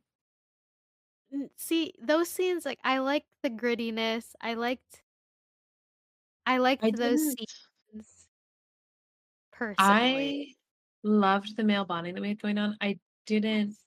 necessarily need all the scenes of Hunt getting tortured, me personally. I don't know. I I think I think coming off of, like, Throne of Glass, I appreciated it because I think it added a level of fuck me up in the head that I appreciate in a fantasy. Yes, but also no at the same time. That's fair, Um, and that's fair. I really I'm really, really interested in how in the next ACOTAR book, we're going to get the events summed up in a way that doesn't mean you have to read Crescent City immediately to understand the full context of the events. Mhm. Mm. Mhm. Actually, this is an ACOTAR / Crescent City hot take. It is both of them at the same time. Um, Rhysand and Cassian were perfectly justified in their anger with Nesta. Oh, yeah. Mm. There are people who think that, oh, well, it was for saving, not Prithian. Oh, it was for saving whatever the fuck their world's called. A fucking alien shows up on your doorstep and says, let me have your fucking dagger, it'll save my world. No! Jail! Goodbye! Yeah. Yeah. No, that's yeah, and it's, like, also they've been through a lot, and these 2 in particular, like, they're centuries old, so they have, like, trauma on top of trauma. Have you So, of seen course, they wouldn't just trust someone like that. have you seen the takes that are like, I knew Cassian was a bad mate because he after the events of like Silver Flames, but then he continued to not support Nesta in No, committing I haven't seen treason. that. I haven't seen that. I was like, if anyone else that literally wasn't Nesta had done that, treason, executed immediately. Yeah. Mhm. Because here's another hard take, it was treason. Yeah, no, it She was totally was. expressly forbid by the government to do that, and then did it that violates laws. That's treasonous. And you really do have to take it from their perspective where it's like they and Resend especially, he's literally a leader of a faction of the Fae. It's like his decisions don't just impact him and his small circle, it affects everybody. So, y of course he'd be pissed off about that. And it's a romantasy series, so like, yes, it is. Everyone is getting a happily ever after. However, what if it had gone the other way? What if it hadn't worked They out? don't know her. They don't Right, know who this girl is. right. Like, even if she does share some what did she share? Like, the magic? Yeah. It's I kinda don't know. like, "Okay, and?" Here's the deal. After everything they've gone through? Yeah, if my partner went behind my back and did that after they were supposed to be told not only told no by me, but my fucking boss who I've known for 500 years. They were explicitly told, "Don't fucking do that because you're endangering everyone, including, by the way, your sister and your nephew, who you gave up your life to save, BT dubs. You're risking their lives again for what? For a stranger?" I'd be mad too. Unspeakably mad. Okay, and this brings me to another I think this is, like, a general hot take. Um, why don't we fucking communicate? I l Oh my I Mm. god. I hate I hate miscommunication in that sense, where it's like, this could like, why don't you just talk to these people? Also, it's like, this is your mate, this is the person you love. You can't even talk to them about something that you disagree with, like, Mhm. what the fuck? Doesn't make I any sense to actually me. I actually think the not being able to talk specifically to Cassian about her issues with Reese and vice versa, not being able to talk to Nesta about her issues with Reese, um, that's like a very real life miscommunication trope because there's and maybe not necessarily like miscommunication, but I think there's just like some subjects even in real life relationships that like maybe you just can't go there. Maybe Mm. that's just like a subject like you keep your life with your spouse and then your life with your friends and your work kind of separate, which sucks. But maybe that's like what he has to do is and also maybe he has no expectation that Reese and Nesta are gonna get along. Mhm. They don't have to. They're fucking in-laws. They don't have to get along. That's fine. Which is So my other hot take, but we'll come back to it. no, I'm, like, definitely like, a bit autistic, like, it's confirmed. And so Congratulations. no, but I so think things like that where it's, like, keeping things separate, that's something that, like, doesn't make sense to me. Like, with my long-term partner, I'm like, "Well, I talk about anything, even if it is uncomfortable, like, why wouldn't I talk about it?" Like, I don't and I feel that way about my friends too, and maybe that's why, like, some friendships don't last very long, but it's so strange for me to not talk about everything with the person that is supposed to be, like, your mate, like, that's just really weird. But that makes sense what you're saying. What you're saying makes sense. so, as someone who has some very complicated familiar relationships in their life, I kind of I get that one because for a long time, I I didn't speak with my mom. We had like our relationship had a major falling out. However, there were still other people in my life who are connected with her, either because they live, in the same town with her, they work with her, whatever. And obviously this is a very, very different situation. Um, because we're not Fae and we don't rule rural countries or whatever. But there was a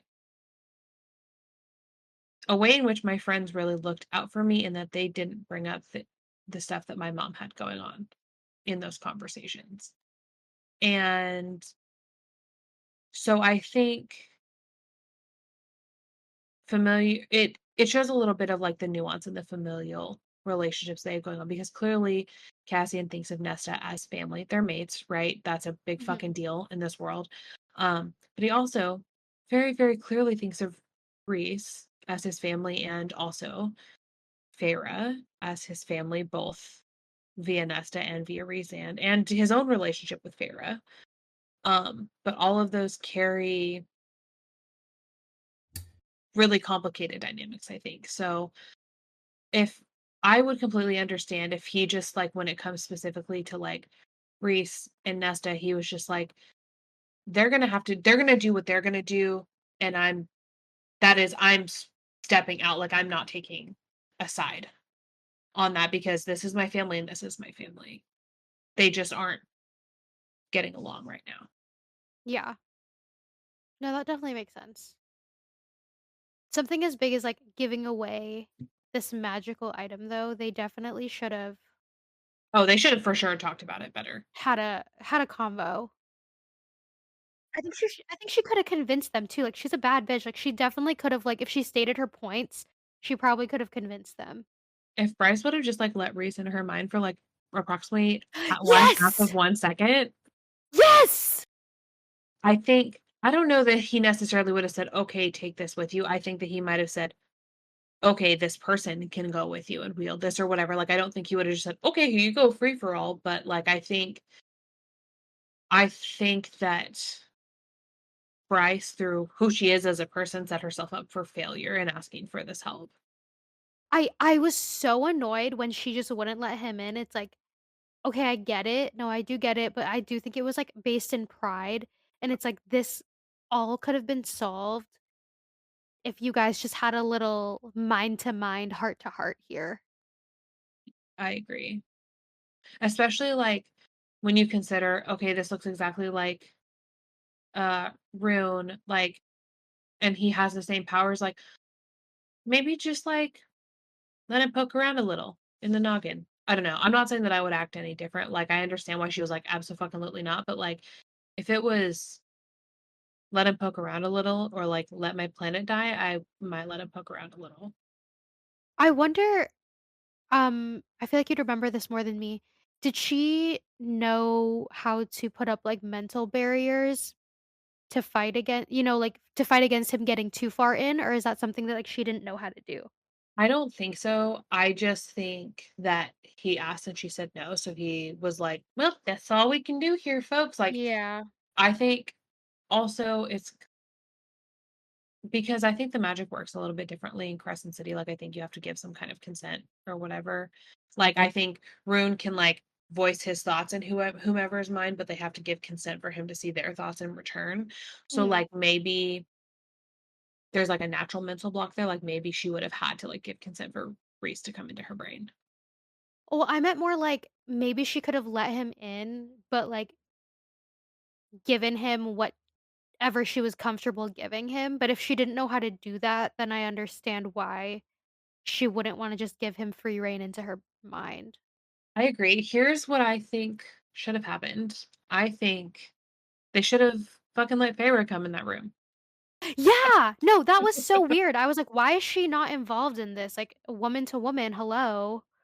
I think that it only took place about 6 months after the events of Silver Flames. So, like, I'm Mm. wondering if there's more that we maybe don't know about Nyx that would Oh, I have could see that. potentially prevented her from being there. She also had a really traumatic pregnancy, so I could even just Yeah. see Reese just being like, "No, like, I'm gonna be protective alpha hole right now. Yeah.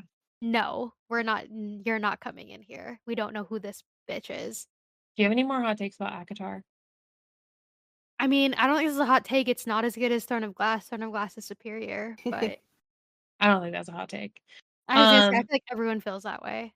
my final hot take about ACOTAR is that, um, I completely understand the antagonistic relationship between Nesta and Reese, and I don't think that they should be forced to get along. Like, you can have a relationship where y'all don't fucking get along, and that's fine. Reese doesn't have to forgive Nesta for what happened to Feyre, the trauma that her and Elaine's actions caused Feyre. Mhm, And he can forgive Elaine for those exact same actions without forgiving Nesta. He can do that. mhm, mhm. Um, Even if regardless of how Feyre feels about it. He even says, "I will never fucking forgive them or forgive specifically Nesta for how she treated you." That's fine. Um, I don't think they need to have a good relationship, but I also don't think that makes either of them bad people. Sometimes they're just not for you. Okay, I do actually have one more hot take. I'm listening. Tell me more. I feel like the way Pharaoh went about destroying Tamlin Whoo! was pretty petty, Yes. and I think that for the good of, like, the Fae community as a whole, she should have gone about it in a completely different way. And yeah, he fucking sucked, but he sucked in, like, a shitty boyfriend kind of way, like, no, I mean, okay, there were, like, some times where it's like, okay, this could be scary, and this could be, like, borderline abusive, but it's like, and he definitely fucked up with his sisters. Like, that was Mhm. super fucked up. Yes. But it was like, okay, what is our goal here? What is our bottom line goal? Because you fucking with his court isn't getting us to that goal at all.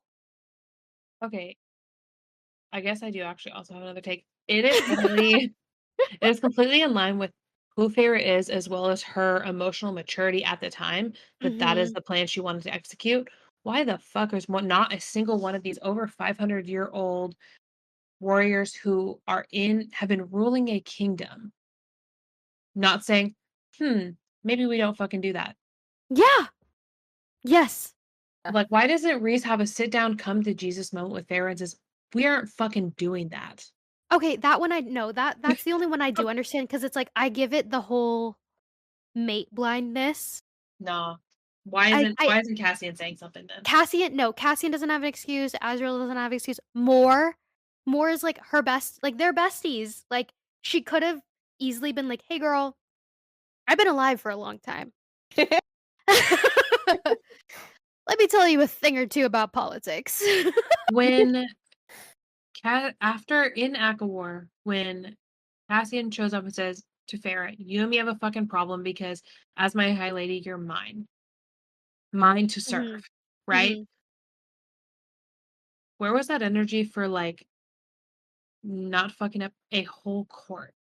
It wasn't Yeah. just her ex-boyfriend. This is the leader of another state in their country, and Yeah. she's just going Yes. in, like, Okay, and then let's not forget, remember how she was, like, feeling pity for the people in his court that couldn't afford to pay tithes. So what's gonna happen when you dismantle the court?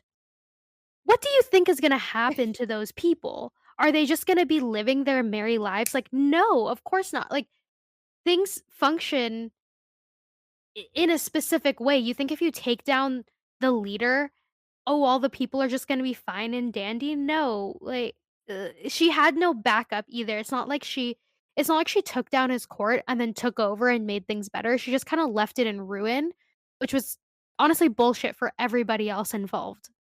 Mm. also, I think Lucian deserved better. Okay, that's my Lucian Yeah. deserved so much better. He still deserves better. He deserves love. He's he's a listen, sweet man, and he I didn't don't deserve any of it. give a fuck where it comes from. That man better get a happily ever after, or I'm He burning all of better. my guitar books. He really and the thing is, like, he was really just trying his best, he was trying to support his friends, like, he wasn't the leader, he was really just trying to be someone for his friend to lean on, and I don't fault him for any of Tamlin's mistakes. I don't either. Thank you. Nancy, do you have any ACOTAR hot takes? So I have a couple. My big um probably I would say it's probably like the most controversial thing I'll say. I didn't really like A Court of Silver Flames. And Ooh. it's not the story that I had an issue with. It's also not Nesta. Like I'm not a Nesta hater.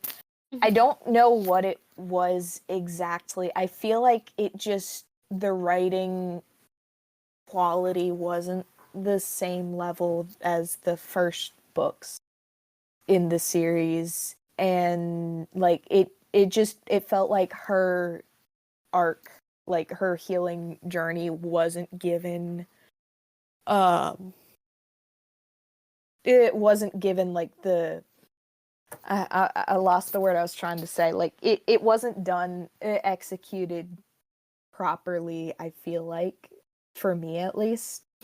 I've the last 20% of the book, I enjoyed that part, and I felt like that I was like, if we had this energy, like for the whole book, I probably would have enjoyed it better. Um like her with the Valkyries, I really liked that part, but Mhm. overall not my favorite. um but that I was like, I know a lot of people really love that one and love Nesta for like, because of how they relate to her, and I'm like, I was nervous to say that one because I know how important that book is for people because of that, and I don't want to be out here like shooting that down. Like, I yeah. I Um, think, well, as someone who Ness is probably my second favorite character for my first resolution, but Ness is one of my most favorite characters in the entirety of the series, and Silver Flames, like, therefore, holds a very special Mm. place in my heart because of that.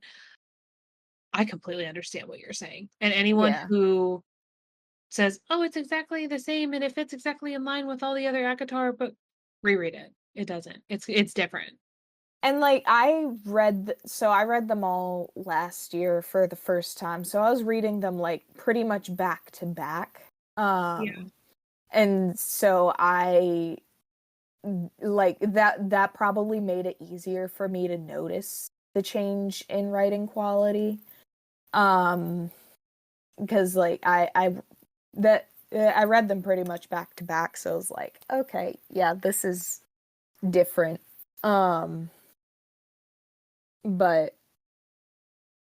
my other um my other hot take, it is kind of a like general fantasy complaint, but ACOTAR has a specific character that I can use as an example of it. And that character is Elaine. I and this might change with the next book because we haven't really seen much of her, I feel like. Mhm. But I feel like fantasy as a genre has a habit of making like the soft female characters, like the ones who like the more quote traditionally female things, like Elaine does, you know, or with her garden and baking and or cooking and everything. Like they make they kind of portray those female characters as weaker than the ones like Feyre and Nesta, who, you know, and that is something that really bothers me in fantasy in general. Like, they're not weaker just because they're not a warrior or whatever. Um, and I've definitely been seeing more fantasy books recently that kind of like do a better job at showing like you can still be a strong badass woman while still also being like the like softer side. Um, You know what? That is one of my favorite things. I know this is a hot takes episode, but that is one of my favorite things about our friend Sheila's Lost God series mm, is Yes. her female main character, Cece, is this incredibly soft, emotional main character, but she is, by the conclusion of the series, like widely revered as one of the most powerful beings in their realm. mm, I think, and I agree with you.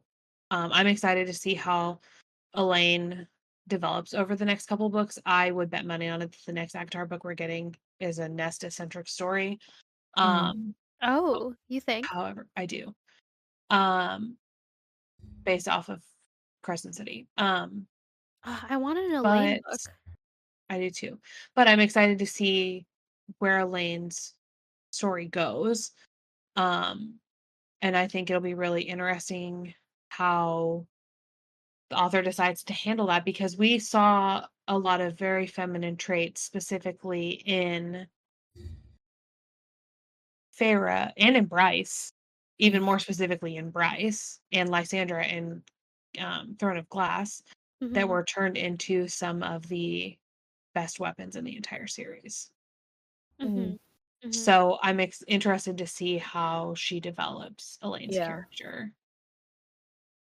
I will say another like example I had in mind of like a character that like I felt was a good example of like a woman who embraces like the, you know, her softer like more feminine side was Ren in the Legends of Thesmar. Like she's also a Mhm. really good example of that. Like throughout the last book, I was like, like especially you keep seeing like examples of her being a badass. She's not a warrior like Thea, but she's still really powerful, and like you don't want to get her on her bad side either.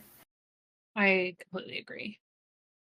That's so funny because I was thinking about Ren too when you were talking about, yeah, I was like, "No, she's totally an example of, like, a Yeah. female main character who's not a warrior, but she's And like fucking I badass." want to see more female main characters that are like that in, you know, like in fantasy in general, cuz I feel like a lot of the really popular series make it seem like you have to be like this really tough warrior woman to be like strong, and it's like, no, they're great. Like, don't get me wrong, I love a warrior woman. I love the stabby women. Like, give me that all the way, but you don't have to be.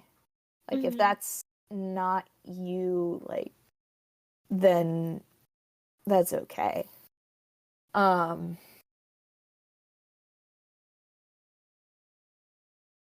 So, and like with I'm going to be really vague about this, but with the book I'm writing, I kind of touch on that a little bit with my FMC, which I don't think like that was intentional when I started writing that. I was like, "Oh wait, yeah, that makes sense." I love that. I love that, like, your little biases came out, like, in a fun way. um I think, yeah, that's all the hot takes I had written down for Akatar. What about Throne of Glass? I have one, if you guys don't wanna go yet. Yeah, what's your Throne of Glass hot take? My Throne of Glass I'll take is about Adian, because I Oh know my that god, this is I should have guessed, and I should have guessed. you should've. This is very controversial within the fandom.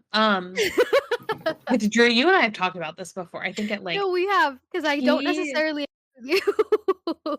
You said you don't agree with me or you don't disagree? I don't necessarily agree, but go for it. I wanna hear it again. Okay, 2 things. First, if any female main character or female whatever comparison, I would say he's a main character, right? If Yeah. any female main character of an ensemble cast was put in the position that Aelin and Lysandra put him in, their actions afterwards would have been justified by the anger that they felt. First and foremost, like him being essentially used as or the plan, because it didn't happen because Aelin didn't fucking die, spoiler alert. Um, the plan for him to essentially be used as breeding stock without his consent, if the gender roles were reversed, that would have been a big fucking problem. But Mm. everyone thinks he is the problem in the situation. He's not. That being said, I don't love the reaction that he had to Lysandra, but I understand why he had that reaction. Um, I don't remember what the second one was. That was the first one though. Okay, wait, let me touch. Yeah, please do. So, no, what while I do agree with you about, like, him being used as breeding stock, that wouldn't have been okay. I do think that everything was rushed because Aelin was taken, and that wasn't a part of the plan. I do think that, and this is just me assuming, but I think that they had a plan to speak with him about it, but because they couldn't, it was rushed and it was like, "This is what's gonna happen, this is what we're gonna do." And his reaction pissed me off so much because Lysandra has been through so much, and yes, he's been through a lot as well, but, like, as a woman, she went through literally being sold, like, her body being sold, where it's like, "Okay, like, can you just have some perspective for maybe a minute and think about her?" Like, her body is still not her own, it's Aylin's now. She's doing that for her friend because of the good of literally everybody, but still her body's not hers. She made the sacrifice. They're asking him to make a sacrifice. I do agree with you, it's like, okay, like, he was thrust into it, but I don't think that was part of the plan. I think that it was I think the plan was to speak to him about it and, like, have these things come at like, at, like, a round table where they were gonna agree, like, "This is what's gonna happen." But I think it Okay. happened very soon, and so he didn't really get an input. It was just kinda like, "This is what we're doing now." So I agree with you that, like, I think that they would have had a conversation with him. Uh, I think the moment Aelin was to, maybe not the very moment, but certainly prior to when it happened in the original timeline, Lysandra should have had a conversation with him. Hey, this was the plan. And like, I hear what you're saying about how she's been like essentially like a sex slave her entire life. I agree. That's canon information. Mhm.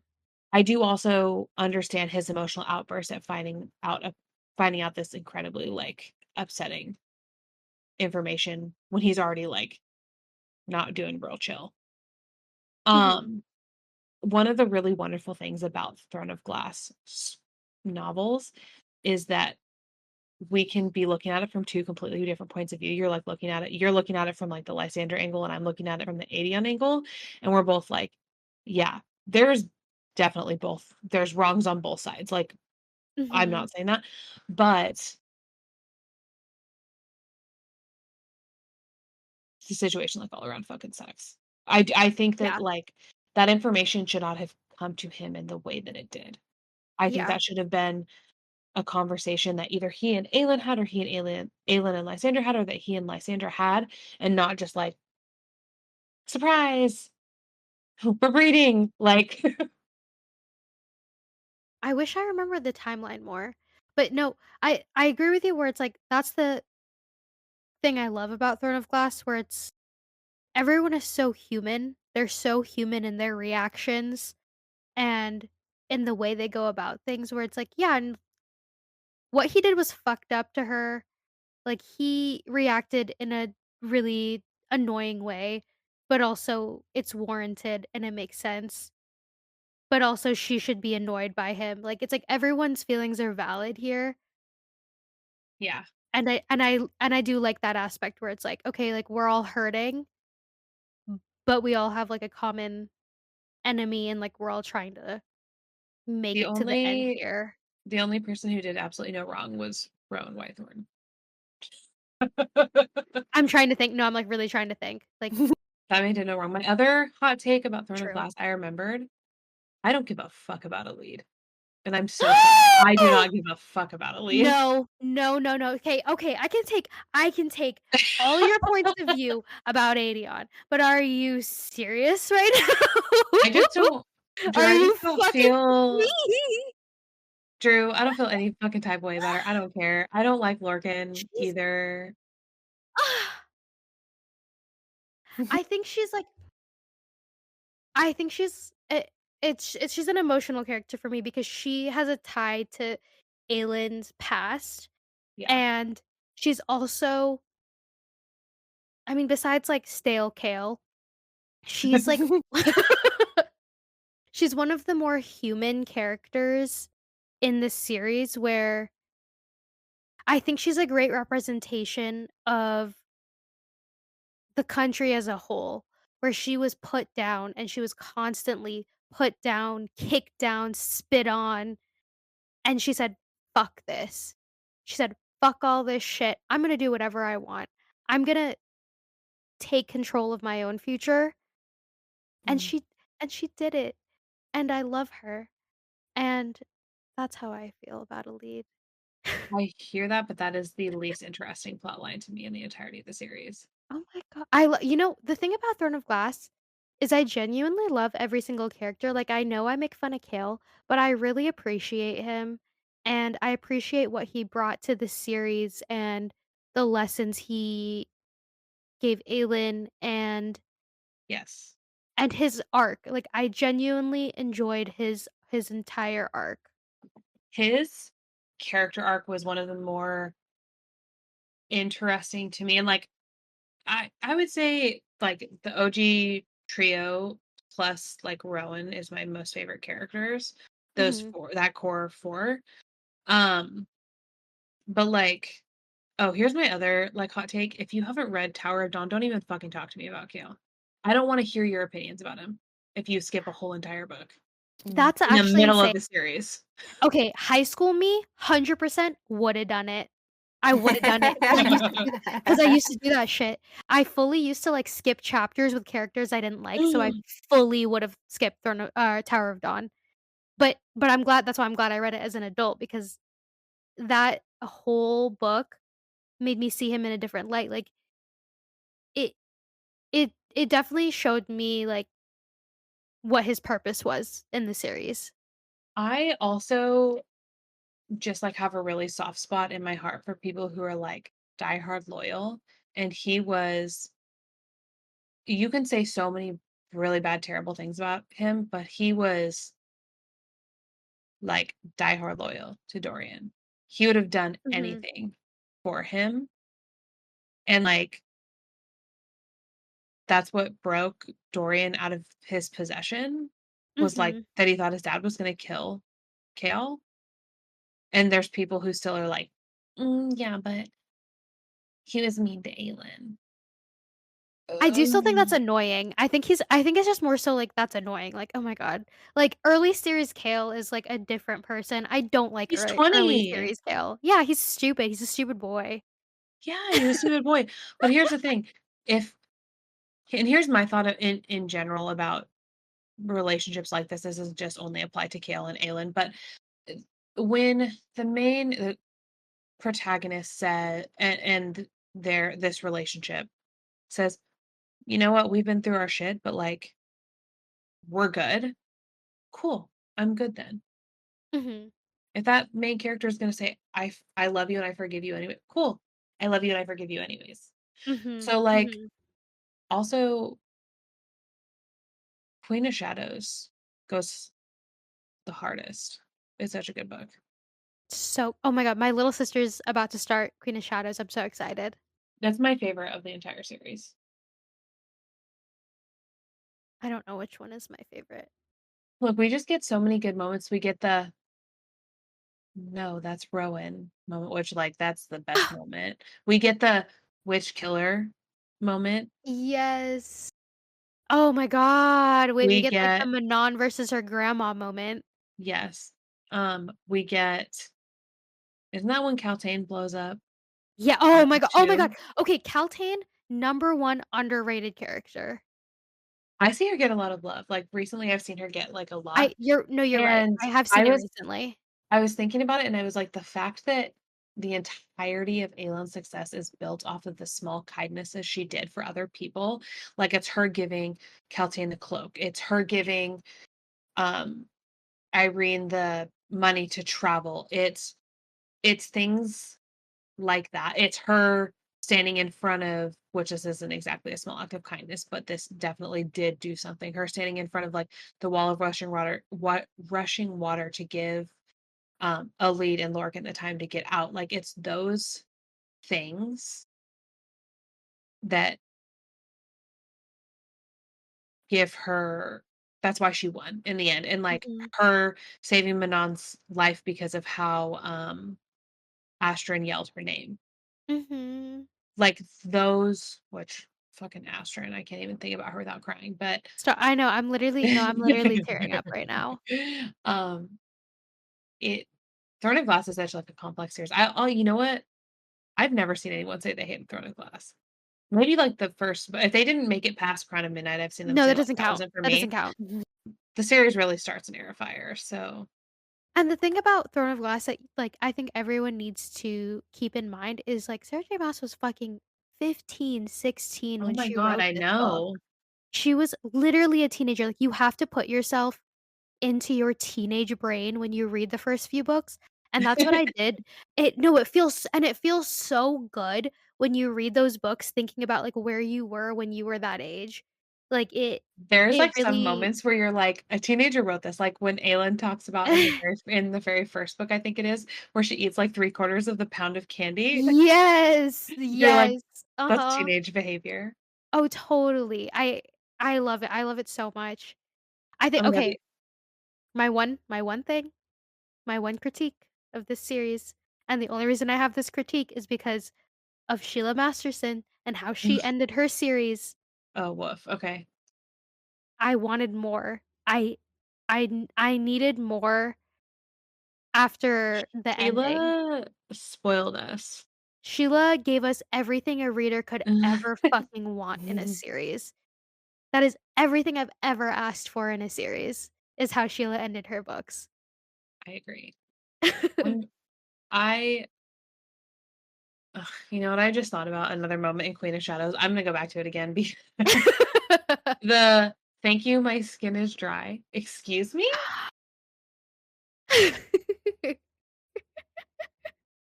Returning magic to the realms? Getting saved by Lysander's shape-shifting ass? Hello, girl power Ugh, forever. Okay, so good. um, it's getting very late, so let's try to get through I think we've We only could have got a 2 whole left. episode on Throne of Glass, couldn't we? We've got 3 left, yeah. We've got 3 left. Okay, I don't know anything about Divine Rivals, so Drew, tell me your hot takes. Oh, I can't remember. Let's be honest, Okay, I can't remember. Go we'll ahead, skip you can it. go ahead. Yeah, we can skip that. Yeah, I Um, didn't really have any that I could think of for do that either of one. you I know guys you read have that one. do either of you guys have From Blood and Ash hot takes? Because I Haven't had read some, I've but it. I don't not remember read what they that. are.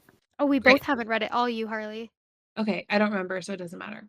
Oh, Um, perfect. Oh, perfect, perfect, perfect, last but perfect. not least, because me and Nancy could actually talk about this forever, let's talk about the folk of the air. Let's talk about the Cruel Prince. Tell me. Um, I fucking hate Taryn. That was that was what I wrote down too. Okay, And so I think maybe it's not such a hot take. She gets like her it's redemption arc, I definitely think. not a hot take. Like, I don't think I've seen anyone like on Bookstagram talk favorably about her. Okay, My hot take regarding her is like I think she fell victim to that same stereotype that I was talking about. I agree. Yeah. But like even worse, like she's a fucking doormat. Like she finds I out her boyfriend is also dating her twin sister behind both of their backs and just lets him keep doing it. and then fucking marries him And yeah, and then marries him. and then Wait, murders excuse him. me? Oh my god. Drew, you have to I'm gonna it's forget. Don't worry, I'm gonna no, forget. it's fine. So, in the first but in The Cruel Prince, that's the main plot line is that Jude has a twin sister, Taryn, and they are humans in you're just getting the real quick and dirty overview. They're humans living in fairy, and there is a fey male who is attracted to Jude and starts like courting her. And then we come to Like all find the out Fae are really like they're they mean. basically hate it mean generally, but like prejudiced against humans Yeah. especially. They're Okay. particularly nasty to these girls. I And I read that much of the book. and That's as far as I got. so he's like courting Jude and having like lunches with her and like going on dates with her. He's dating her sister on the DL behind her back. And then she finds out, and then her sister doesn't even fucking leave him or nothing. She marries him. Hmm. What? It's fucked up. Yeah. My I was like, my real only hot take is that I fucking hate Taryn and I don't think she should have gotten the redemption. I'm glad that she murdered him. He deserved to die because Hmm. he's an Oh, evil cool, so god. he dies. Perfect, He perfect. does die. Um, Perfect, perfect, perfect. but like, It should have been. It was an accident, wasn't it? When she killed him.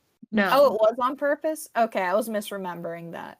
Yeah. Well, maybe it was. I don't think so. I think it was on I purpose. don't But then remember. she I like just remembered her like panicking about it when she came to Jude about it, and I thought that's why I thought it was on accident. so I think Jude found out that she's pregnant and that she killed her husband at the same time. Yeah.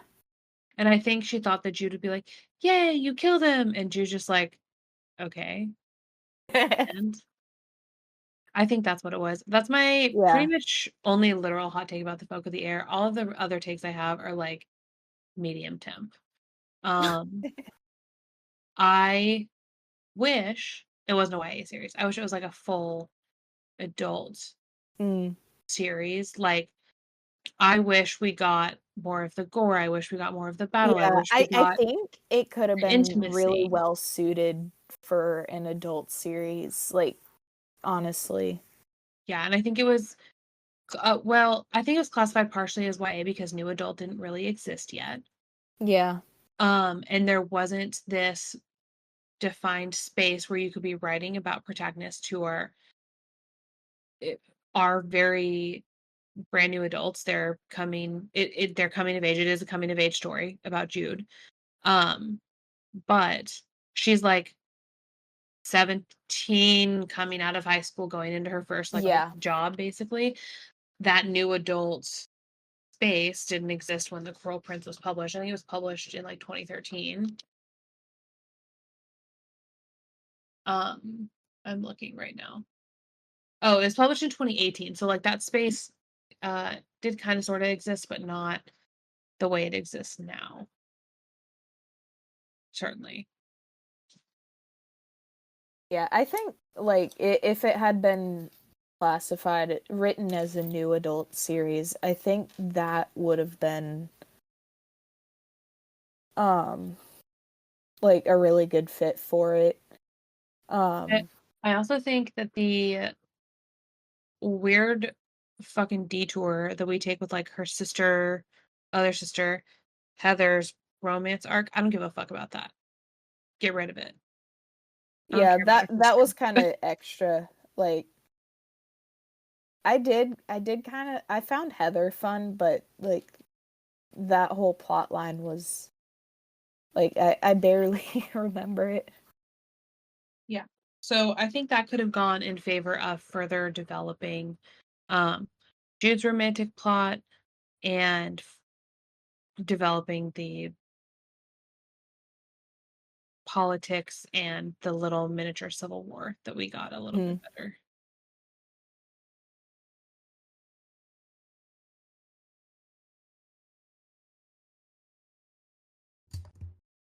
I think that's really, like, my biggest hot take is, like, regarding Taryn. Like,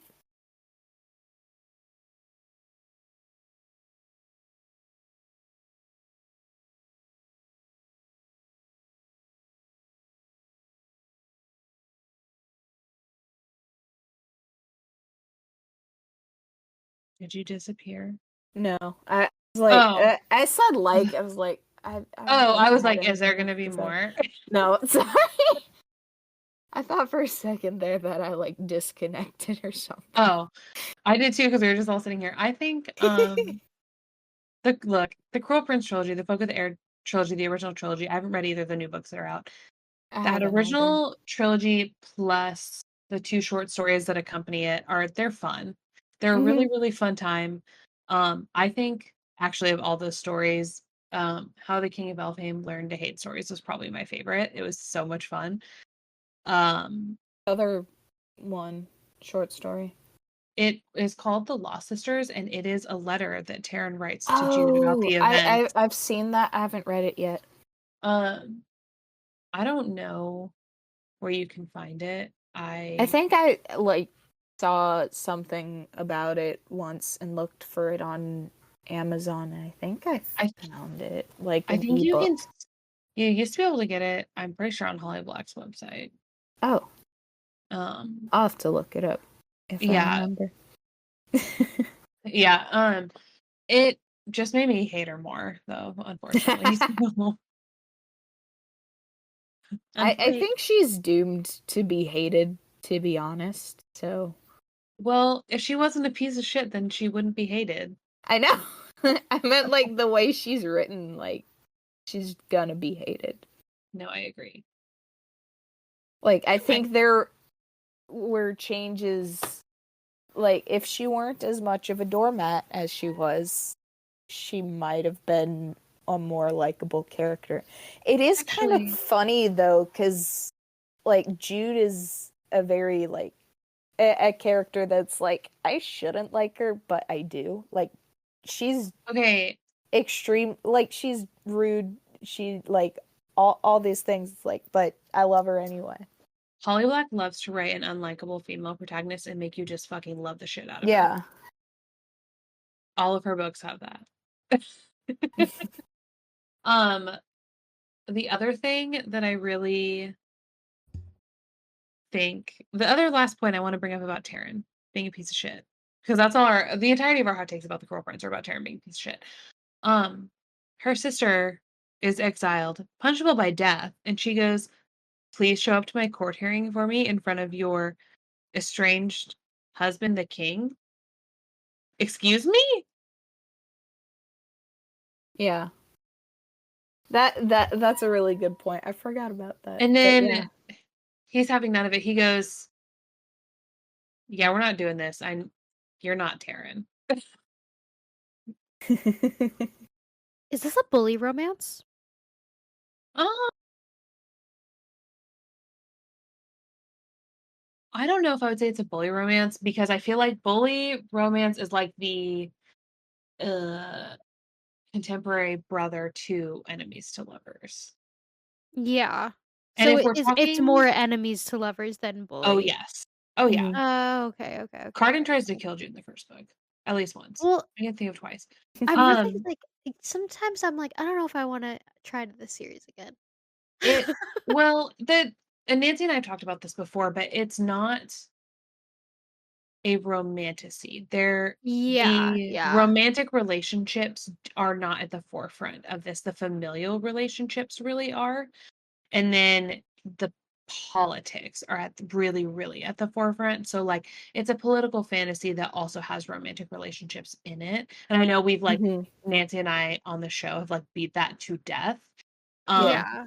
Yeah. but my gripes with the series specifically center around the romantic relationship between Taryn and Locke, I think is actually his name. Yeah. I think I saw something recently on, like, Book Talk about that, and I was like, "What the fuck?" Because I haven't read the series, so I was like, "What the fuck is this?" it There is so much that happens in the relationships, and specifically I think the sibling relationships, because you have Jude's relationship with her two sisters and then Carden's relationships with his family Like, at yeah. large. There's Um, a lot of siblings. there's a lot of siblings, Hmm. but yeah. N Do we have any more hot takes you wanted to discuss? I don't think so. I think that covers all of mine. um, I feel like this isn't a hot take, but I think it's an honorable mention. Okay. A warm take, Fantasy if you will. a warm take, yes. I really want fantasy authors to give us older main characters. Oh Mm. my god, Just someone yes. who's 27, But please. like, yeah, but not I want an necessarily elder the 20s. so like the older human characters that actually Yes. look that age. No, exactly, like an older human character, even, like, the Fae, it's like, they're like, "They look like they're 23," and I'm like, "Why can't they look like they're, like, 29? What's Why Yeah. wrong can't with they be looking like they're 40? 30?" Yeah, Yeah. 30, 40, like, let's give us some older characters, especially Give us the daddy Faye. and I feel like it would give us so much more in terms of character development when someone is older. Like, just because you're older doesn't mean you don't still have things to learn about life. So, let's have some older characters, please. I think a big part of the reason why we get so many young characters, like as a genre, I don't know that it's necessarily authors specifically considering this, but I think like in general as a genre, that age group between like 18 to 25, give or take, you don't have any fucking responsibilities. Like, I mean, yeah, you might Mm, have like a job, but maybe you're settled down with a long-term partner, maybe you have a kid. But like at 18, nah, you just became an adult. You can go fuck Yeah. mhm. around and find out if you want. I think that's a big part of why we see so many freshly adult protagonists, specifically in like fantasy, because you're going on a quest. You got to leave everybody behind. Well, you can't fucking do that if you have a 3-year-old. Yeah, that's true. But you also still can do that when you're, like, in your late 20s or early 30s and maybe you don't have, like, a settled life. No, I agree. I just was saying I think that's part of why. Yeah, totally. That makes sense, and that makes sense. Yeah. Do That's it, though. we wanna wrap up with our author corner? This is gonna be a really long episode. Oh, yeah, I know, we went off tonight. We did. A lot of Yeah. yapping. Do Okay, you want to do our author corner, Harley? yeah. Do you know if her name is pronounced Leiby? I think it is. I feel like that looks right. I hope it is. I hope it is too. Okay. Our author corner today is Liz Leiby, and Liz is a romance author living outside of Atlanta, Georgia, and she's actually a friend of our show. Her new romance off book released today, our recording date, October 1st. You can find it on KU, Kindle, or purchase it as a paperback. And here's the summary. Love. Ad-libbed. Jade McKinney is interested in love. In fact, she's sworn off feelings altogether after her breakup from George Gregg and Threesome Anna. The student-directed plays offer the perfect escape for the heartbroken theater minor. After all, what better way to get away from your own feelings than by getting into someone else's? Ann Davidson just wants to graduate, but according to Middle Penn's college requirements, even tech theater majors have to perform in a show before they get their degree.